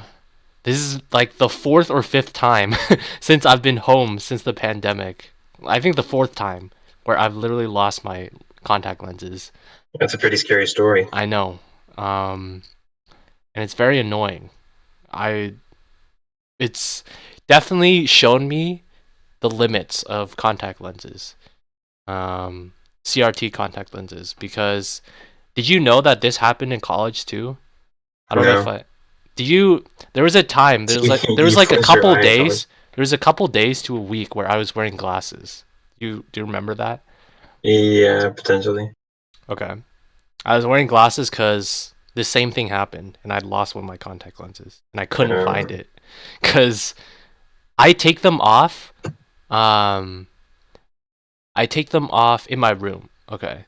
But usually I will so I sleep pretty late, right? We slept pretty late a lot of the times. And Mm-hmm. when that happened, I wouldn't want to wake my roommate up. So I would put my contact lenses in the bathroom. And you can tell like there's a long walk from the bathroom to my room. Mm-hmm. There were a lot of places my contact lenses could have gone. Well, that's really gross, right? Like they fall on the floor, and do you like spray alcohol on them or something? How do you clean Yeah, them? you clean them with like the solution. There's like a solution and it works pretty well. Okay. At least, I I mean, guess I'm hoping that it works really well because I'm still putting that shit in my eye right now. like So one of the things the optometrist told me when I tried getting contacts the first time um, was that the rate of getting eye infection was higher among people who wear contacts. yeah, probably because you're sticking shit in your eye. Makes Yeah, sense. that's the other reason I'm skeptical. Yeah. I mean, I'm not really helping the contact lenses lobby right now by telling these stories, but it's something that I really do not enjoy because it is very stressful and very scary. Um, it's actually not that scary, but it's very stressful just trying to look for this shit that just falls out. Also knowing that this shit can just fall out of your eye somehow um, when you're sleeping. Mm. Yeah, so that's my contact lenses story. And oh yeah, I was saying it happened like during in college, right? It happened twice in college, and the first time I at least found it. It was on my pillow, Hmm. and then the second time it didn't. So when I couldn't find it, I had to tell my mom, and then she sent me the backups.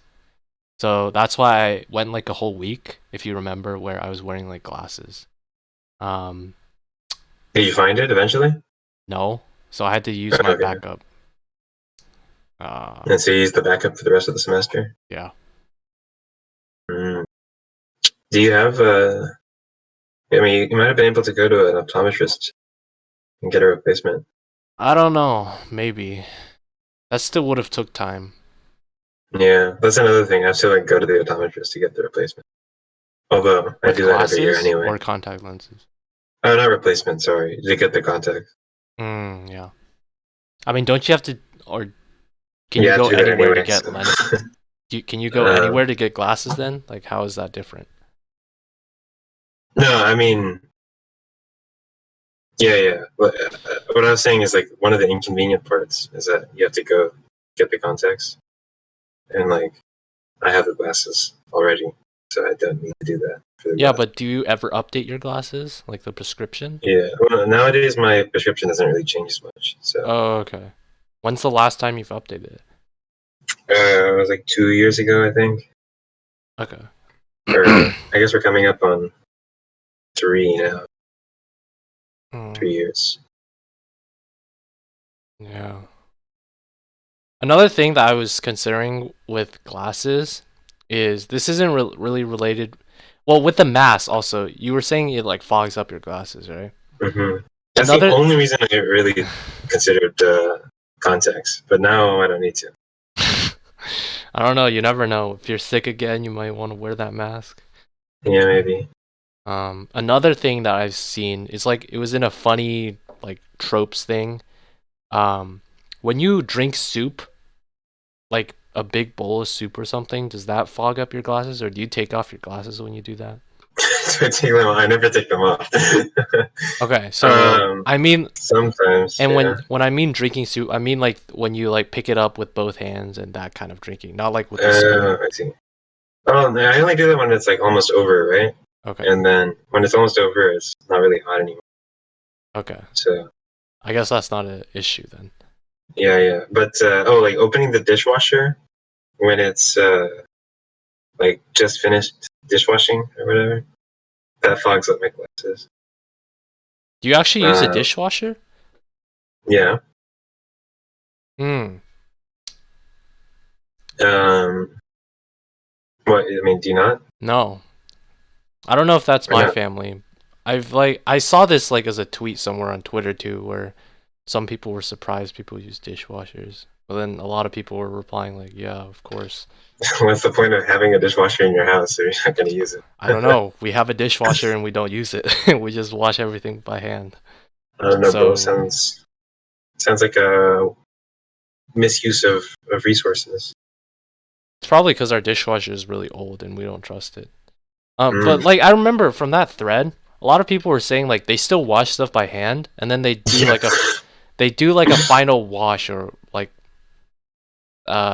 cleanse with the dishwasher or something like Yeah, that. the dishwasher is really bad at like cleaning up stains or whatever. So you have to get rid of the stains before you put them in the dishwasher. So you like wash the dishes before putting them in the dishwasher. I So it's know, kind of pointless. so why don't you just wash it by hand? Yeah, I don't know, bro. I mean, I kind of already do. Yeah. Um, what were we talking about before the? Oh yeah, fogging up glasses. Yeah, if I go outside and it's like humid, glasses fog up. Like yesterday, I was outside a lot and it's pretty humid, so my glasses were fogging. Mm. Um, yeah, that's about it. Those are like the major causes of glasses fogging up. So I guess the cost benefit analysis doesn't tell you to go for contacts yet. Yeah, Glasses I still did will. basic though. I mean, maybe next time. I'm gonna have an appointment in a couple months, Okay. and then I'll I'll ask them. I'll get contacts. Hmm. Yeah. Get the maybe get the soft one so you don't have to plunge your eye. Yeah, That I think that's scares what you. I'll do. I just found like with the soft ones, I mean, I bet you get used to it too, but I just can't get used to that feeling. Like because with the hard ones too, it's even more of a feeling, but you're doing it at night, so you sleep away the mass majority of the time you have it in. So really, I notice it in my eyes for like 10 minutes or 20 minutes a day. Just like the 10 minutes it takes me to fall asleep, or like the 15 minutes, and then the 5 minutes to get up and take them out. As for soft contacts, you're wearing them the whole day. And also for soft contacts, people, I think you have to like moisten your eyes a lot, like use eye drops. Mm. Which is not nearly as much of a problem because I don't have the contacts in. I have to do that, make sure that my eyes are moist when I wear the hard ones, but that's like, again, like 10 minutes before I sleep, and then, yeah. Yeah, it seems like it's so much a hassle. The eye drop thing.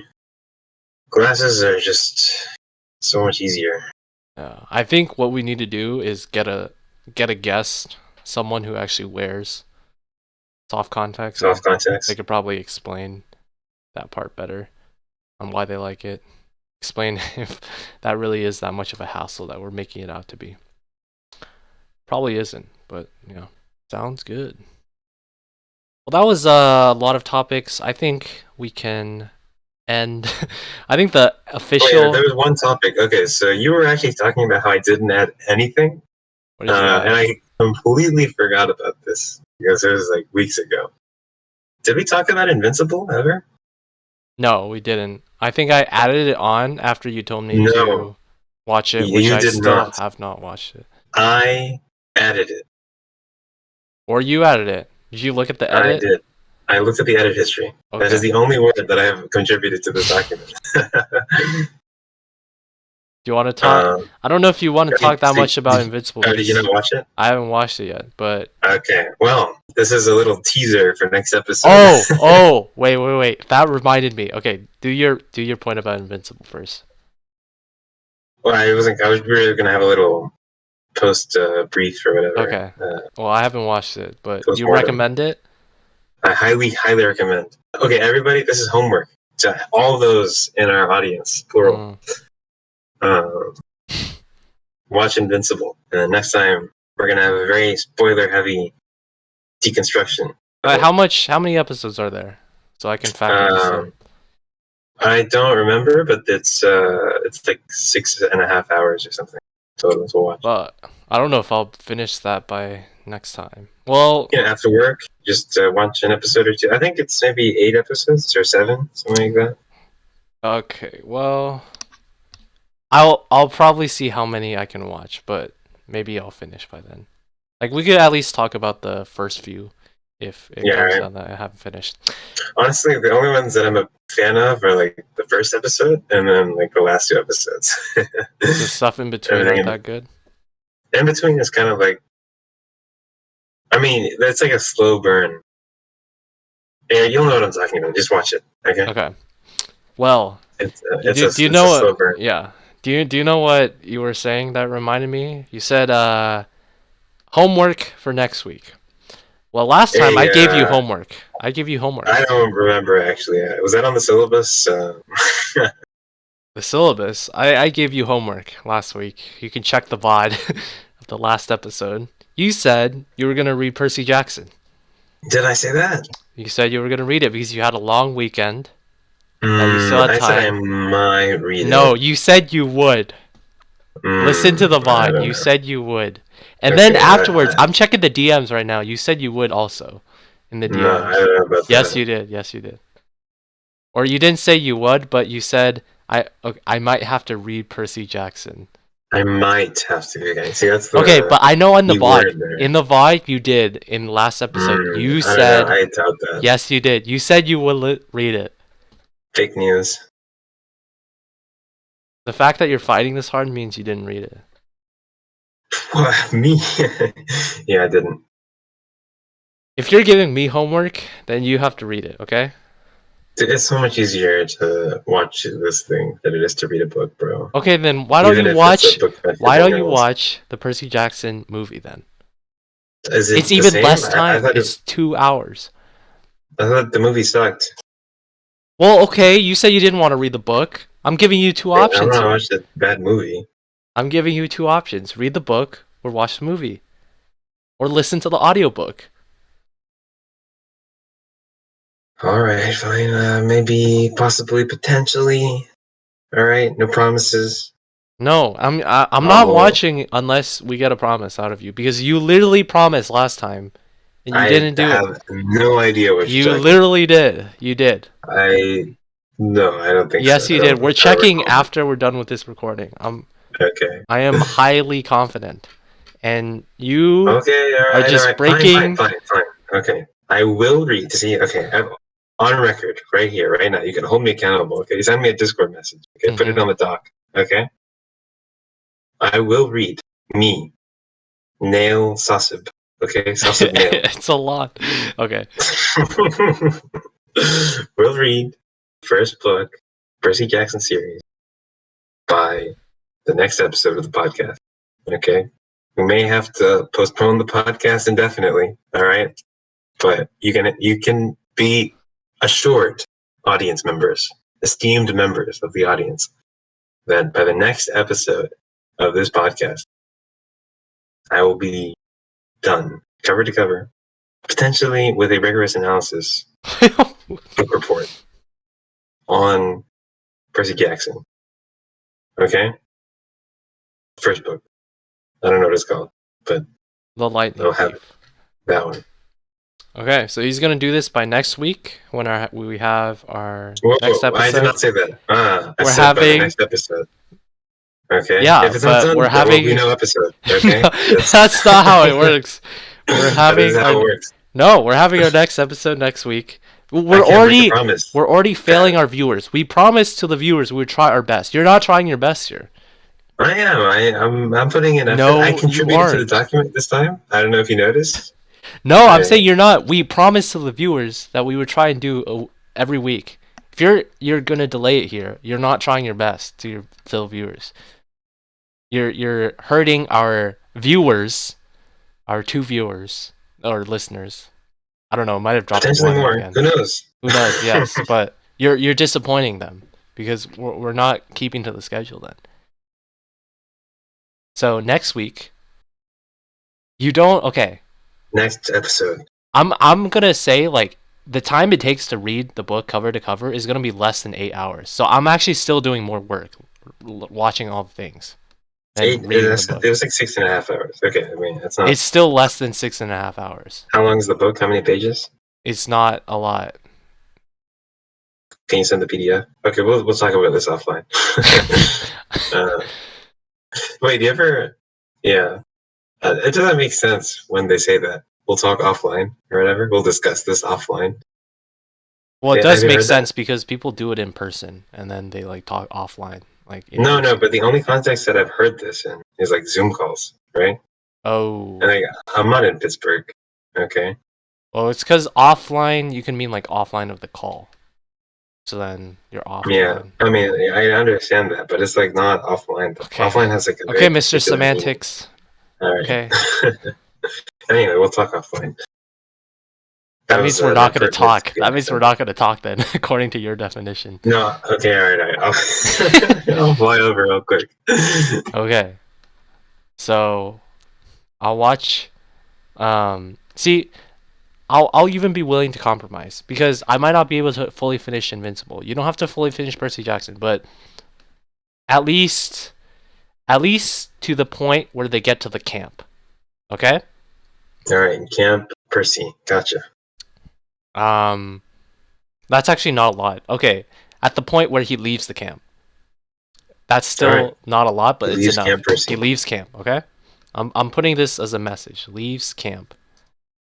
At You're like least halfway until through. he leaves camp. Until he leaves camp for the first time to go on this thing. Why is it red? Oh, it means it didn't That's because it's send. not sending. Okay. There we go. At least until he leaves camp. And then I will try and do my best with Invincible. And we're holding each other to that. This is on record now. You have no way to weasel out because you even said this last week. So I don't know about last week. That's two times now. allegedly. 2 times. So until next week, listeners, you have a lot to look forward to. We'll have more Next topics. episode. Yeah, more next episode. Which is going to Not be next next week necessarily. You know, it is going to be next week. Potentially next week. Most Next likely, episode. For sure. it's going to be next week unless this guy flakes out again. We're gonna. I need to be. See, I'm a man of my word. I'm saying next episode. Okay, I'm not saying next week. All right, let's not stretch my words here. Okay. And I am saying it's gonna be next week unless he flakes out because I am going to be available. So that's the promise to the listeners. Next week, next episode, unless he fails, we'll be talking about Invincible and Percy Jackson and a lot of other interesting and fun topics. So until then, we'll see you then. See you then, everyone. Thanks for listening. We'll catch you next time on TBD3B.